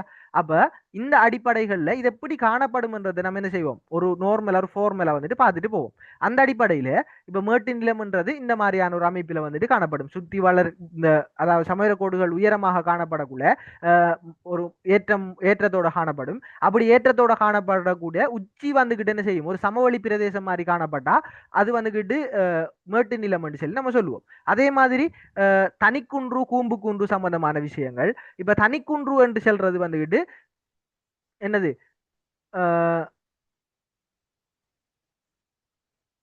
அதாவது ஏதாவது ஒரு இடத்துல வந்துட்டு தனியாக காணப்படக்கூடிய குன்றை வந்துட்டு தனிக்குன்று என்று சொல்லி நம்ம சொல்லுவோம். அதே மாதிரி வந்துட்டு இந்த சரியான ஒரு ஷேப்பில் இல்லாமல் ஒரு லில்லி தாமரப்பூ மாதிரியான அமைப்பில் காணப்படுற அந்த குன்றுகளை தனிக்குன்றுகள் சொல்லுவோம். கூம்பு குன்றுன்னு சொல்லுவோம். சரியா ஒரு வட்டத்துக்குள்ள வட்டம் மாதிரி கீறிப்பாங்க, அதை வந்துட்டு நம்ம என்ன சொல்லுவோம், கூம்பு குன்றுகள் சொல்லி சொல்லுவோம். அதே மாதிரி பாறை தொடர்கள் வந்துகிட்டு இந்த மாதிரியான அமைப்பில் வந்துட்டு பாறை தொடர்கள் காட்டப்பட்டிருக்கும். அதே மாதிரி இந்த இப்படி நீளமான சமவெளி கோடுகள் நீள்வட்ட வடிவத்தில் சமவெளி கோடுகளால் காட்டப்பட்டிருக்கும். அதே மாதிரி வந்து கணவாய் என்றது ரெண்டு பாறை தொடர்களுக்கு இடைப்பட்ட பகுதியை நம்ம வந்து ஒடுக்கமான பிரதேசத்தை வந்து நம்ம கணவாய் என்று சொல்லுவோம். அந்த கணவாய்க்குள்ளால ஒரு நதி ஒன்று போய்ச்சாமன்னு சொன்னா அதை தாழ் கணவாய் அல்லது ஆற்று இந்த என்னது, அதாவது வந்துட்டு அந்த ஆற்று இடைவெளி என்று சொல்லி சொல்லுவோம். சரியா? அப்ப இந்த உயர் கணவாய் என்றது உயரமான மலைத்தொடர்களுக்கு இடையில ஒரு, அதாவது வந்து இப்ப உதாரணத்துக்கு நான் சொல்லணும்னு சொன்னா, இப்ப ஒரு உயரமான பாறை தொடர் பிரதேசம் ஒன்று காணப்படுதுன்னு வச்சுக்கொள்வோம். இப்படி உயரமான பாறை தொடர் பிரதேசத்துக்கு நடுவுல என்ன செய்து, நான் சும்மா ரஃபாக்குறேன், உயரமான பாறை தொடர் பிரதேசத்துக்கு நடுவில் என்ன செய்யுதுன்னு சொன்னா, இப்படி ரெண்டு மலை உச்சிகள் வந்துட்டு காணப்படுது. இப்படி இந்த ரெண்டு மலை உச்சிகளுக்கு இடைப்பட்ட இந்த ஒடுக்கமான இந்த பிரதேசத்தை வந்துட்டு சொல்லணும்னா உயர்கணவாய்னு சொல்லுவாங்க. அப்படி இல்லையேன்னு சொன்னா ரெண்டு பாறை தொடர்கள்ல அந்த பள்ளத்தாக்கான பிரதேசத்தை வந்துகிட்டு தாழ்கணவாய்னு சொல்லி சொல்லுவாங்க. அந்த தாழ்கணவாய்க்கு நடுவால ஒரு நதி ஒன்று போகும்போது அது என்னன்னு சொல்லுவாங்கன்னா ஆற்று இடைவெளின்னு சொல்லி சொல்லுவாங்க. சரி,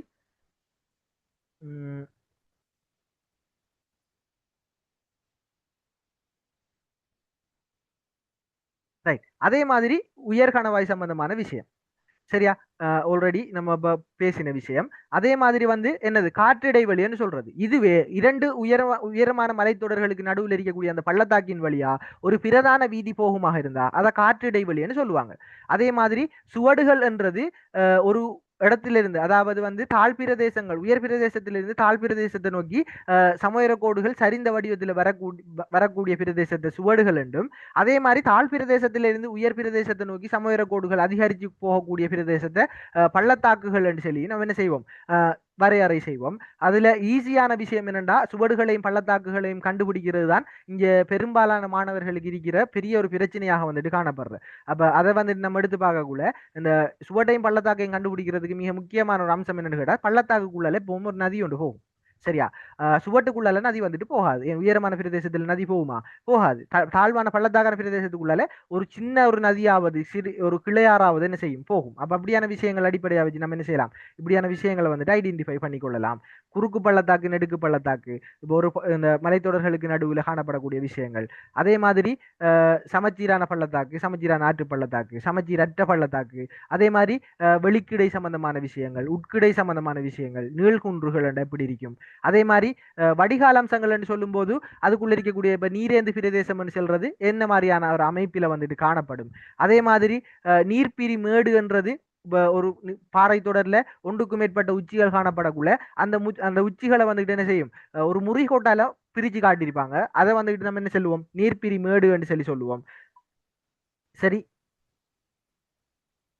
அது மட்டும் இல்லாமலுக்கு என்ன செய்யலாம், இப்ப வடிகால் அம்சங்களுக்குள்ள இருக்கக்கூடிய ஆற்று தொகுதிகள் என்று சொல்லி நம்ம சொல்லும்போது இப்போ இந்த ஆற்று தொகுதிகளை வந்துக்கிட்டு பல வகையாக பிரிக்கலாம். அதாவது ஒரு பிரதான நதி போகும், நம்ம இதை புறவிசையிலே படிச்சிருப்போம். ஒரு பிரதான நதி போகும், அந்த பிரதான நதியிலே வந்து இணையக்கூடிய நதிகளை அல்லது அந்த பிரதான நதியிலிருந்து பிரிந்து செல்லக்கூடிய நதிகளை வந்துட்டு கிளை நதிகள் என்று சொல்லுவோம். அந்த கிளை நதிகள்ல இருந்து பிரிந்து செல்லக்கூடிய நதிகளை சிற்றாறுகள் அல்லது சிறு நதிகள் என்று சொல்லி நம்ம சொல்லுவோம். சரியா? அப்ப இப்படியான தொகுதிகளை வந்துக்கிட்டு நம்ம தெரிஞ்சு வச்சிருக்க வேண்டியது அவசியம். அதே மாதிரி மியாந்தர் வளைவுகள், அதே மாதிரி வந்து பின்னிய ஆறு ஆற்று தீவுகள், அதே மாதிரி வடிகால் அம்சங்கள் செல்லும் போது இந்த ஆரை வடிகால், கங்கண வடிகால், சட்டத்தட்டு வடிகால், மரணிகர் வடிகால் மாதிரியான முக்கியமான வடிகால் அம்சங்கள் வந்துட்டு காணப்படுற. ஆரை வடிகால்னு சொல்லக்குள்ள ஒரு உயரமான பிரதேசத்திலிருந்து ஒரு வட்டத்தில் ஆரை மாதிரிக்கு நாலா பக்கமும் நதிகள் பிரிஞ்சு போறது ஆரை வடிகால் என்று சொல்லுவோம். அதே மாதிரி அப்படி பிரிஞ்சு போகக்கூடிய நதிகள் வந்துக்கிட்டு அந்த பள்ளத்தாக்கான பிரதேசத்தை சுற்றி ஒரு என்ன செய்யறது, ரவுண்ட் அப் பண்ணி ஒரு ரவுண்ட் அபவுட் மாதிரி ரவுண்ட் அப் பண்ணிட்டு போகுமா இருந்தா அதை வந்துட்டு கங்கண வடிகால்னு சொல்லுவோம். அதே மாதிரி ஒரு மலைத்தொடர்கள்ல இருந்து ஒரு சதுரம் மாதிரியான ஒரு அமைப்பில், செவ்வகம் மாதிரியான ஒரு அமைப்பில் பிரதான நதியோட கிளை நதிகள் வந்து சேரக்கூடிய அமைப்பில் வந்துட்டு காணப்படுமாக இருந்தா அதை வந்துட்டு சட்டத்தட்டு வடிகால் அமைப்புன்னு சொல்லுவோம். அதே மாதிரி நம்ம தெரியும் எல்லாருக்கும் மரத்துல வேர் மாதிரி இருக்கக்கூடிய அமைப்பை வந்துட்டு மரநிகர் வடிகால் அமைப்புன்னு சொல்லுவோம். அதே மாதிரி கரையோர நிலப்பரப்புகளில் வந்துட்டு நம்ம பார்க்கக்கூடிய இந்த இடவிலக்க படங்கள்ல கரையோர நிலப்பரப்புகளில் நம்ம வந்து பார்க்கும்போது களிமுகங்கள், பொங்கு முகங்கள் மாதிரியான விஷயங்கள் வந்துட்டு அவசியம். அப்ப ஒரு பிரதான நதி வந்துட்டு டிரெக்டா வந்து கடலோட சங்கமிக்கக்கூடிய இடத்தை வந்துட்டு நம்ம பொங்கு முகம் என்று சொல்லுவோம். அதே மாதிரி வந்துட்டு மரணிகர் வடிகால் அமைப்பில் வந்துட்டு என்ன செய்யறது, நதிகள் வந்துட்டு பல கிளைகளாக பிரிந்து வந்து கடலோட சேர்க்கும்னு சொன்னா அதை இந்த களிமுகம், டெல்டா, பரப்பும் கிளையாறுன்னு சொல்லி நம்ம அப்படியான பெயர்களை வந்துட்டு சொல்லுவோம். அதே மாதிரி கரையோர அம்சங்கள்ல இருக்கக்கூடிய தரைத்தோற்ற அம்சங்களாக வந்துட்டு நம்ம பார்க்கலாம். ஒத்தகரை, ஒவ்வாக்கரை, அதாவது கடலுக்கு சார்பாக, கடலுக்கு சமாந்தரமாக கரையோரங்கள் அமைஞ்சு காணப்பட்டா அதை ஒத்தகரை என்றும், கடலுக்கு குறுக்காக கரையோரங்கள் அமைஞ்சு காணப்படுறத ஒவ்வாக்கரை என்றும் சொல்லுவோம். அதே மாதிரி கரையோரத்தில் இருக்கக்கூடிய குடாமுனை மாதிரியான பிரதேசம், கடலுக்குள்ள கரையோரம் உட்குடைவாக தோண்டப்பட்டு அமைக்கப்படுற இந்த பிரதேசத்தை வந்துட்டு நம்ம குடா என்று சொல்லுவோம். அதே மாதிரி என்னது, நிலப்பரப்பு கடலுக்குள்ள வந்திருக்கக்கூடிய அப்படியான பிரதேசத்தை வந்துட்டு நம்ம என்ன சொல்லுவோம், முனை நிலம் என்று சொல்லி சொல்லுவோம். சரியா? அதே மாதிரி இப்படியான பல விஷயங்கள் வந்துட்டு இந்த இடத்துல வந்துட்டு காணப்படுற. இப்ப அதே இடங்கள்ல வந்துட்டு பார்த்தோம்னா இயற்கை தாவரங்கள் அப்படியான, அதே மாதிரி நமக்கு தெரியும் என்னது, அதாவது வந்து பண்பாட்டு அம்சங்களை நம்ம பார்த்தோம்னு சொன்னா உங்களுக்கு எல்லாருக்குமே தெரிஞ்ச விஷயங்கள் தான். இந்த படம் வந்துட்டு எல்லாருமே பார்த்திருப்பீங்க. இதுக்குள்ள இருக்கக்கூடிய மிக முக்கியமான விஷயங்கள், இப்ப எல்லைகள்னு சொல்லக்குள்ள மாகாண எல்லையை குறிக்கக்கூடிய எல்லைகள் என்ன மாதிரியான அமைப்பில் காணப்படும், மாவட்டத்தை எப்படியான எல்லைகள் குறிக்கும். அப்ப இதுக்கடையில் இருக்கக்கூடிய டிஃபரன்ஸ், மாகாணம், மாவட்டம், பிரதேச செயலக பிரிவு, கிராம சேவையர் பிரிவு, இதுகளுக்கு இடையில் இருக்கக்கூடிய டிஃபரன்சஸ் என்னென்ன என்ற விஷயங்களை ஐடென்டிஃபை பண்ணிக்கொள்ளணும். அதே மாதிரி வீதிகள்னு சொல்லும்போது அதாவது பெருந்தெருக்கள், பிரதான வீதிகளையும், அதே மாதிரி கட்டுமான பணிகளுக்கு உண்டாக்கப்பட்டிருக்கக்கூடிய பெருந்தெரு அதாவது பிரதான வீதியையும், சிறு வீதி, புற வீதி, நடைபாதை, இப்படியான விஷயங்கள் எல்லாம் முக்கியமான விஷயங்களாக இருக்கும் படவாசிப்புக்கு. அப்ப இப்படியான விஷயங்களை இதெல்லாம் வந்துட்டு நம்ம எப்படி பாடமாக்கி வச்சு கொள்ளலாம்னா, இந்த தாவர போர்வை, நெல், தேயிலை, ரப்பர், தெங்கு மாதிரியான தாவர போர்வை, ஏனைய அம்சங்கள் எனக்குள்ள அமைக்கப்பட்ட கட்டடங்கள், தபால் நிலையம், போலீஸ் நிலையம் மாதிரியான சேவை நிலையங்கள், புகையிரத பாதைகள், அதே மாதிரி என்னது குளம், அமைக்கப்பட்ட குளம், நீர்ப்பாசன கால்வாய், இப்படியான விஷயங்கள். சரியா? அப்ப இப்படி பல விஷயங்கள் பௌதிக பண்பாட்டு அம்சங்கள் ரீதியாக வந்துட்டு இந்த இடங்கள்ல வந்துட்டு காணப்படுற. அப்ப இதெல்லாம் வந்துட்டு நம்ம எப்படி லேசா ஞாபகம் வச்சு கொள்ளலாம்னு கேட்டா இப்படியான விஷயங்களை வந்துட்டு நம்ம என்ன செஞ்சு கொள்ளணும்னா நம்மளோட கைக்குள்ள வச்சிருக்கணும். அப்ப பௌதிக அம்சம், இப்ப தரைத்தோட்ட அம்சங்கள்ல குளிர்விச்சாய்வு இப்படியான நான் உங்களுக்கு இந்த படங்களை வந்துட்டு காட்டினேன் தானே. இப்ப இந்த படங்கள் எல்லாம் வந்துகிட்டு உங்களோட கையில இருக்கணும். அதே மாதிரி இந்த என்னது, அதாவது பண்பாட்டு அம்சங்களை குறிக்கக்கூடிய இந்த இது இருக்குது, குறியீட்டு விளக்கம் இது இருக்குது. இதை நான் உங்களுக்கு குரூப்ல வந்துட்டு போட்டு விடுறேன், முடிஞ்சது பின்னால கொஞ்சம் லேட்டா போட்டு விடுவேன். அப்ப இல்லாதாக்கள் வந்துட்டு பிரிண்ட் பண்ணி எடுத்துக்கொள்ளுங்க. இதையும் வந்துட்டு நம்ம என்ன செஞ்சு கொள்ளணும், கையில வச்சிருக்கணும். வச்சுட்டு நம்ம மினிமம் ஒரு 5 இடவிளக்க படமாவது நம்ம என்ன செஞ்சு கொள்ளணும், ஃபுல் கேள்வி செஞ்சு பார்க்கணும். சரியா? இதை வச்சு ப்ராக்டிஸ் பண்ணி பார்க்கணும். அப்ப நம்ம பாடமாக்கி வச்சுட்டு தான் செய்யணும்ன்றது இல்லை, பார்த்து செய்யணும். சரி, அப்ப நம்ம அங்க வந்துட்டு பச்சையா காட்டப்படுதுன்னா பச்சை அரிக்கிறது நெல்லுன்றது நமக்கு தெரியாட்டி இங்க வந்து பச்சை அரிக்கிறது நெல்லுன்றத 5 பாஸ் பேப்பர்ல நம்ம பார்க்கக்குள்ள ஆட்டோமேட்டிக்கா அது நம்ம மைண்ட்ல ரெஜிஸ்டர் ஆயிரும். அப்ப இப்படியான அமைப்பில வந்துட்டு நம்ம என்ன செய்யணும், இப்படியான விஷயங்களை பத்தி நம்ம தெரிஞ்சு வச்சுக்கொள்ளணும். அடுத்து அதோட வந்து நம்ம கிட்ட இருக்கக்கூடிய அடுத்த விஷயம் என்னன்னு சொல்லி கேட்டோம்னா,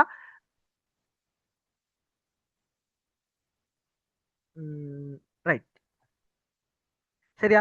அப்ப இந்த மாதிரியான அமைப்பில வந்துட்டு கேட்கப்படக்கூடிய கேள்விகளை வந்து நம்ம பார்த்தோம்னா, இப்ப நாட்பக்க ஒரு பொட்டியை கீறிட்டு, இடவிலக்க படத்தில் ஒரு பொட்டியை கீறிட்டு, அதில் காணப்படக்கூடிய பொதுத்துறை சேவைகள் 4 பெயரிடுங்க. அதே மாதிரி அரசாங்க சேவைகள் 4 பெயரிடுங்க. இதெல்லாம் பாஸ் பேப்பர்ல வந்த கேள்விகள். அதே மாதிரி என்னது ஒரு நாட்பக்கலுக்கு உள்ள இருக்கக்கூடிய நிறுவனங்களை குறிப்பிடுங்க. அதே மாதிரி சேவை மையங்களை குறிப்பிடுங்க, அரசாங்க நிறுவனங்களை குறிப்பிடுங்க, எல்லைகளை குறிப்பிடுங்க. இப்படின்னு சொல்லி பல வகையாக வந்துட்டு உங்களோட கேட்கப்பட்டிருக்கலாம். அதே மாதிரி படப்பகுதியில் இட உயரத்தினால் குறித்து காட்டப்பட்டுள்ள மிக குறைந்த உயரத்தினை காட்டும் புள்ளியினை குறிப்பிடுங்க. அப்ப படத்தை என்ன செஞ்சிருக்காங்க, இட உயர பெருமானத்தை வந்துட்டு உங்கள்ட்ட கேட்டிருக்கிறாங்க. அதே மாதிரி என்னது நான் ஆல்ரெடி சொன்ன மாதிரி என்னது மிக கூடிய உயரத்தினை காட்டும் திரிகோண கணித நிலையத்தையும் 2012ஆம் ஆண்டு வந்து கேள்வி பாருங்க. நீங்க கேட்டீங்க தானே, மிக கூடிய உயரத்தை காட்டும் திரிகோண கணித நிலையத்தையும் இட உயரம் காட்டும் மிக தாழ்ந்த உயரத்தையும் அடையாளம் செய்து அதற்கேற்றவாறு படப்பகுதியின் உயர வீச்சை தருக. சரியா? அப்ப இந்த இடத்துல வந்துட்டு இப்படியான கேள்வி வந்துட்டு கேட்டிருக்கிறாங்க. அதே மாதிரி வந்து இப்ப இருக்கவங்களோட நியூ சிலபஸுக்குள்ள இந்த மாதிரியான கேள்விகள் வந்துட்டு இன்னும் வரல. ஆனா என்ன செய்யலாம், பாரத்துக்கான வாய்ப்புகள் வந்துட்டு இருக்குது. ஸோ அதுக்காக எல்லாம் ரெடி ஆகி கொள்ளுங்க. அதே மாதிரி படப்பகுதியில் காணப்படக்கூடிய உயர்வான இடத்தின் உயரத்தினை மீட்டரில் குறிப்பிடுங்க என்று சொல்றது. அப்ப இந்த இடத்துல வந்துட்டு நம்ம கண்டிப்பாக விளங்கிக் கொள்ள வேண்டிய முக்கியமான விஷயம் என்னன்னு கேட்டா அளவு திட்டம். சரியா? அப்ப அளவு திட்டம் சொல்லக்குள்ள இடவிலக்க படங்கள் எல்லாமே ஏதாவது ஒரு அளவு திட்டத்தின் அடிப்படையில தான் என்ன செய்யப்பட்டிருக்குது, வரையப்பட்டிருக்குதுன்றது நமக்கு தெரியும். அப்ப ஏதோ ஒரு அளவு திட்டத்தின் அடிப்படையில வரையப்பட்டிருக்குதுன்னக்குள்ள மிக முக்கியமாக பிரதானமாக அந்த வரையப்பட்ட அளவு திட்டத்தை வந்துட்டு 2 வகையாக பிரிக்கலாம். அந்த 2 வகையான அளவு திட்டங்களை பத்தியும் சொல்லுங்க பாப்போம். அதாவது நான் என்ன கேட்கிறேன்டா, இடவிலக்க படங்கள் எல்லாம் ஏதோ ஒரு அளவு திட்டத்தை பயன்படுத்தி தான் என்ன செய்யலாம், வரையப்பட்டிருக்கும். அந்த அளவு திட்டங்களை பாரம்பரிய அளவு திட்டம், நவீன அளவு திட்டம் என்று சொல்லி நம்ம பிரிப்போம். இந்த பாரம்பரிய அளவு திட்டத்துக்கு வழங்கப்படுற பெயர் என்ன, நவீன அளவு திட்டத்துக்கு வழங்கப்படுற பெயர் என்ன? யாராலையும் சொல்லலுமா?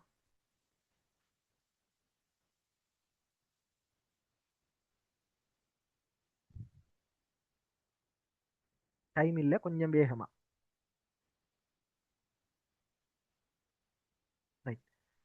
பாரம்பரிய அளவு திட்டம் அங்குல அளவு திட்டம், ஓரங்குல அளவு திட்டம், மெட்ரிக் அளவு திட்டம். Right, very good. அப்ப பாரம்பரிய அளவு திட்டத்தை வந்துட்டு நம்ம என்ன சொல்லுவோம், ஓரங்குல அளவு திட்டம் என்று சொல்லுவோம். மெட்ரிக் அளவு திட்டத்தை நம்ம என்ன சொல்லுவோம், அதாவது நவீன அளவு திட்டத்தை மெட்ரிக் அளவு திட்டம் என்று சொல்லுவோம். அப்ப ஓரங்குல அளவு திட்டம்ன்றது 1:63,360 என்ற அடிப்படையில வந்துட்டு வரையப்படுற அளவு திட்டங்களாக வந்துட்டு காணப்படுது.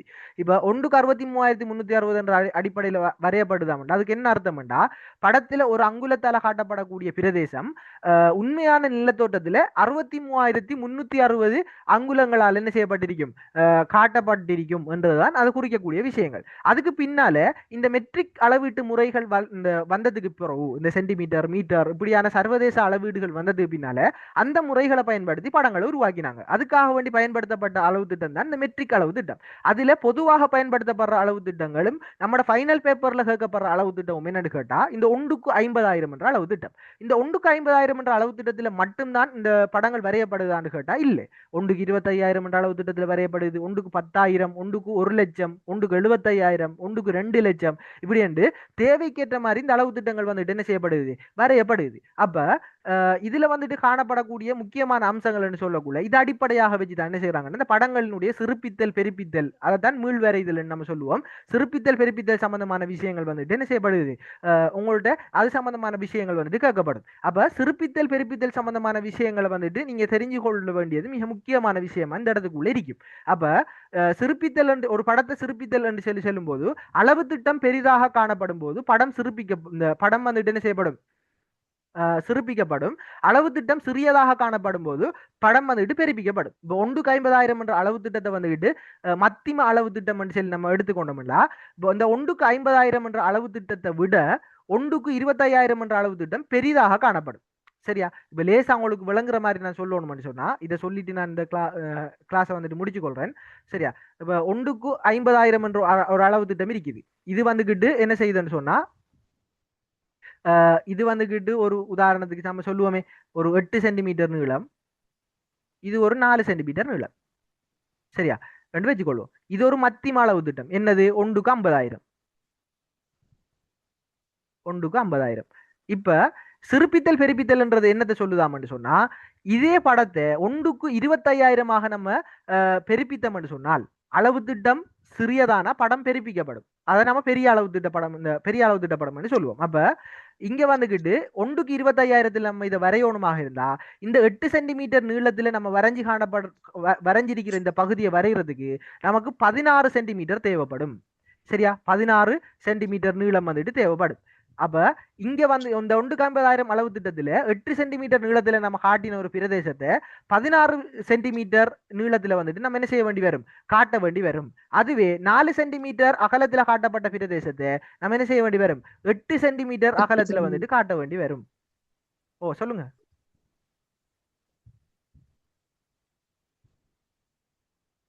டவுட்ஸ் என்ன சரிக்குதா? இல்ல சார். சரியா? அப்ப நமக்கு என்ன செய்யும்? 16 சென்டிமீட்டர் இந்த 1,50,000 என்ற அளவு திட்டத்துல வரையப்படுற படத்தை 1க்கு 25,000 என்ற அளவு திட்டத்துல நம்ம வரையக்குள்ள நமக்கு என்ன செய்யப்படும்? படம் வந்துட்டு பெருப்பிக்கப்படும். நம்ம இந்த இடத்துல 1,50,000 என்றதை விட 1க்கு 25,000 என்ற அளவு திட்டம் சிறிய அளவு திட்டம் தான். ஆனா அளவு திட்டம் சிறியதாகக்குள்ள படம் என்ன செய்யப்படுது? பெருப்பிக்கப்படுது. அதே மாதிரி இதே 1,50,000 என்ற இந்த படத்தை 1க்கு 1,00,000 என்ற அளவு திட்டத்தில் நம்ம வரைஞ்சோம்டா இதே 8 சென்டிமீட்டர்ல வரையப்பட்ட இந்த நீளத்தில் இருக்கக்கூடிய அம்சங்களை குறிச்சு காட்டுறதுக்கு நம்ம வரையணும் அந்த அளவு திட்டத்தின் படி 4 சென்டிமீட்டர் தானே என்ன செய்ய வேண்டி வரும்? நீளம் வரைய வேண்டி வரும். அதே மாதிரி 4 சென்டிமீட்டர் அகலத்துல குறிப்பிடுற விஷயத்தை வந்துட்டு குறிக்கிறதுக்காக வேண்டி நம்ம 2 சென்டிமீட்டரை தான் அந்த இடத்துல வந்துட்டு குறிக்க வேண்டி வரும். அப்ப இந்த இடத்தை வச்சு நம்ம புரிஞ்சு கொள்ள வேண்டிய விஷயம் என்னண்டா, இது 4 சென்டிமீட்டரும் இது வந்துட்டு 2 சென்டிமீட்டரும். இப்ப இந்த இடத்துல நம்ம விளங்கி கொள்ள வேண்டிய விஷயம் என்னன்னா, இதை வந்துகிட்டு நம்ம ஏ என்று எடுத்துக்கொள்வோம். 1,50,000 1க்கு 25,000 பி என்று எடுத்துக்கொள்வோம். 1க்கு 1,00,000 இது வந்துட்டு 1க்கு 100,000. சரியா? இதை வந்துட்டு நம்ம என்ன செய்வோம்? சி என்று எடுத்துக்கொள்வோம். சரியா? இப்ப நம்ம வந்துட்டு எடுத்து பார்த்தோம்னு சொன்னா, யாரோ மைக் ஆன் பண்ணிருக்குது, கொஞ்சம் மியூட் பண்றீங்களா? ரைட். அப்ப இந்த இடத்தை வந்துட்டு நம்ம எடுத்து பார்த்தோம்னு சொன்னா, இதுல 1க்கு 50,000 என்ற அளவு திட்டத்துக்குள்ள நம்ம வரைஞ்சிருக்கக்கூடிய விஷயம், சரியா? வரைஞ்சிருக்கக்கூடிய விஷயம் இது அப்படியே பெருப்பிச்சு நம்ம 1க்கு 25,000 என்ற அளவு திட்டத்துல வரையக்குள்ள படம் பெருசா வரைகிறதால அதுக்குள்ள இன்னும் நிறைய விடயங்களை வந்துட்டு இன்க்ளூட் பண்ணி வரையலாம். இப்ப நம்ம உதாரணத்துக்கு இந்த இடத்துல வந்துட்டு ஒரு வீதியையும் ஒரு வீதியையும் ஒரு குளத்தையும் மட்டும் என்ன செஞ்சிருக்கோம்? வரைஞ்சிருக்கிறோம் வச்சுக்கொண்டா அது இல்லாமலுக்கு இதுக்குள்ள இருக்கக்கூடிய சின்ன சின்ன பில்டிங்ஸ் அப்படியான்னு சொல்லி மற்ற ஏனைய அம்சங்கள், சேவை வசதிகள்னு சொல்லி இன்க்ளூட் பண்ணி நிறைய விஷயங்கள் இன்க்ளூட் பண்ணி நம்ம என்ன செய்யலாம்? இந்த படத்தை வந்துட்டு வரையலாம். ஆனா இப்ப நம்ம அண்டர்ஸ்டாண்ட் பண்ணிக்கொள்ள வேண்டிய விஷயம் என்னண்டா, இந்த 1,50,000 1க்கு 25,000 1க்கு 100,000 இந்த 3 அளவு திட்டத்திலையும் ஒரே நீள அகலம் கொண்ட பிரதேசம், உண்மையான நிலப்பரப்புல ஒரே நீள அகலம் கொண்ட பிரதேசத்தை நம்ம என்ன செஞ்சிருக்கோம்? படமாக்கி இருக்கோம்டா. அந்த இடத்துல 1க்கு 25,000 என்ற அளவு திட்டத்துல அந்த பிரதேசத்தை படமாக்கும் போது நம்ம நிறைய விஷயங்களை இன்க்ளூட் பண்ணி வரையக்கூடிய மாதிரி இருக்கும். ஏனண்டா ஸ்பேஸ் பெருசி. அதே மாதிரி 1க்கு 100,000 என்ற அளவு திட்டத்தை பயன்படுத்தி இந்த படத்தை வரைஞ்சோம்டா நம்ம 1க்கு 50,000 என்ற இந்த படத்துக்குள்ள வரைஞ்சிருக்கிற விஷயங்கள்ல ஒரு சில விஷயங்களையும் அவாய்ட் பண்ணிட்டு தான் நம்ம என்ன செய்ய வேண்டி வரும்? இந்த 1க்கு 100,000 என்ற படத்தை வந்துட்டு வரைய வேண்டி வரும். ஏனண்டா அங்க ஸ்பேஸ் கீறுறதுக்கு இடம் காணாது, ஸ்பேஸ் சின்னது. அப்ப இந்த அளவு திட்டத்தை பொறுத்து அதனுடைய அந்த பரப்பளவு வந்துட்டு வித்தியாசப்படும். அப்ப அளவு திட்டங்கள் சிறுக்க படங்கள் பெருப்பிக்கப்படும், அளவு திட்டங்கள் பெருக்க படங்கள் சிறுப்பிக்கப்படும். அளவு திட்டம் படம் பெருப்பிக்கப்பட்டுச்சாமண்டா நிறைய விஷயங்களை இன்க்ளூட் பண்ணி நிறைய டீட்டெயிலிங்கோட பெரிய படத்தை வந்துட்டு நம்மளால வரையலாம். அதுவே அளவு திட்டம் சிறுப்பிக்கப்பட்டா நிறைய விஷயங்களை அவாய்ட் பண்ணிட்டு ஒரு முக்கியமான விஷயங்களை வச்சுதான் நம்ம என்ன செய்யணும்? இந்த படங்களை வரையக்கூடிய மாதிரி இருக்கும். அப்ப இந்த முக்கியமான பாயிண்ட்ஸை வந்துகிட்டு நம்ம செஞ்சு கொள்ளணும், கட்டாயமாக தெரிஞ்சு வச்சு கொள்ளணும். இதன் அடிப்படையில இப்ப நம்ம உதாரணத்துக்கு சொல்லணும்னு சொன்னா 1க்கு 50,000 என்ற அளவு திட்டத்தின் அடிப்படையில நமக்கு தெரியும் ஒரு சென்டிமீட்டர் சமன் 50,000 சென்டிமீட்டர் என்ற அடிப்படையில தான் செய்யப்பட்டிருக்குது. இந்த 1க்கு 50,000 என்ற அளவு திட்ட படம் வந்துட்டு வரையப்பட்டிருக்குது. 50,000 சென்டிமீட்டர் என்றது ஒரு சென்டிமீட்டர் சமன் என்னது 1/2 கிலோமீட்டருக்கு சமனாக இருக்கும். அப்ப இந்த இடத்துல வந்துட்டு 2 சென்டிமீட்டர் சமன் 1 கிலோமீட்டர் என்ற அடிப்படையில் வந்துட்டு நம்ம என்ன செய்வோம், படங்களை வந்துட்டு கீறுவோம். அப்ப படத்தில் நம்ம 2 சென்டிமீட்டர்ல ஒரு பிரதேசத்தை கீறி காட்டினோம்டா அந்த பிரதேசம் உண்மையான நிலப்பரப்புல 1 கிலோமீட்டராக இருக்கும். அதுவே 4 சென்டிமீட்டர்ல கீறி காட்டினா 2 கிலோமீட்டராக இருக்கும். 8 சென்டிமீட்டர்ல கீறி காட்டினா 4 கிலோமீட்டராக இருக்கும். சரியா? அப்ப இப்படி இந்த அளவு திட்டங்கள் வித்தியாசப்பட அதுக்கேற்ற மாதிரி என்ன செய்யப்படுது, இந்த அதனுடைய கல்குலேஷன்ஸ் வித்தியாசப்படுது. அப்ப இங்க வந்துகிட்டு 1 கிலோமீட்டரை காட்டுறதுக்கு 150,000 என்ற அளவு திட்டத்துல நம்ம 2 சென்டிமீட்டரால காட்டுவோம். அதே 1 கிலோமீட்டரை 125,000 என்ற அளவு திட்டத்துல 4 சென்டிமீட்டரால காட்டுவோம். அதே 1,00,000 என்ற அளவு திட்டத்துல 1 கிலோமீட்டரை 1 சென்டிமீட்டரால காட்டுவோம். சரியா? இப்ப உங்களுக்கு அதுக்கான டிஃபரன்ஸ் வந்துட்டு ஒரு அளவுக்கு கெஸ் பண்ணக்கூடிய மாதிரி இருக்கும்னு நினைக்கிறேன். சரியா? அப்ப இப்படியான விஷயங்களை வந்துகிட்டு இன்க்ளூட் பண்ணி இதுக்கான கல்குலேஷன்ஸோட வந்துட்டு நமக்கு இருக்க மாதிரி தான் என்ன செய்யுது, இந்த இதுகள் வந்துட்டு இருக்குது. சரியா? அப்ப இது சம்பந்தமான உங்களுக்கு சிறுப்பித்தல் பெருப்பித்தல் சம்பந்தமான விஷயங்களையும் வந்துட்டு நீங்க என்ன செஞ்சு கொள்ளணும், இதுக்குள்ள வந்துட்டு பிராக்டிஸ் பண்ண கொள்ளக்கூடிய மாதிரி இருக்கும். இந்த விஷயங்களை வந்துட்டு நாளைக்கு கிளாஸ்ல வந்துட்டு நமக்கு டைம் இருந்தா நம்ம என்ன செய்வோம், இந்த சிறுப்பித்தல் பெருப்பித்தல் சம்பந்தமான விஷயங்களை லாஸ்டா பார்ப்போம் என்ன மாதிரி செஞ்சு கொள்றதுன்றது. சரியா? வேற இது இவ்வளவு தான் நம்ம இன்றைக்கு நம்ம பார்க்கக்கூடிய விஷயம். இது இல்லாமலுக்கு இப்ப வீதியின் தூரத்தை கணிக்கிறது, இப்ப வீதியினுடைய அது சம்பந்தமான விஷயங்கள், குறுக்குவெட்டு முகம் வரைகிறது, பௌதிக பண்பாட்டு அம்சங்களுக்கு இடையில் இருக்கக்கூடிய இடைத்தொடர்புகளை கண்டுபிடிக்கிறது, இது சம்பந்தமான விஷயங்கள் எல்லாம் நாளைய கிளாஸ்ல ஒரு மெப் எடுத்து வச்சு டிஸ்கஸ் பண்ணி நம்ம என்ன செய்வோம், அப்படியான விஷயங்களை வந்துட்டு பார்த்து தெரிஞ்சு கொள்வோம். சரியா? அப்ப இப்ப இதுவரைக்கும் பேசின விஷயங்கள் என்ன சரி டவுட்ஸ் இருக்குதா?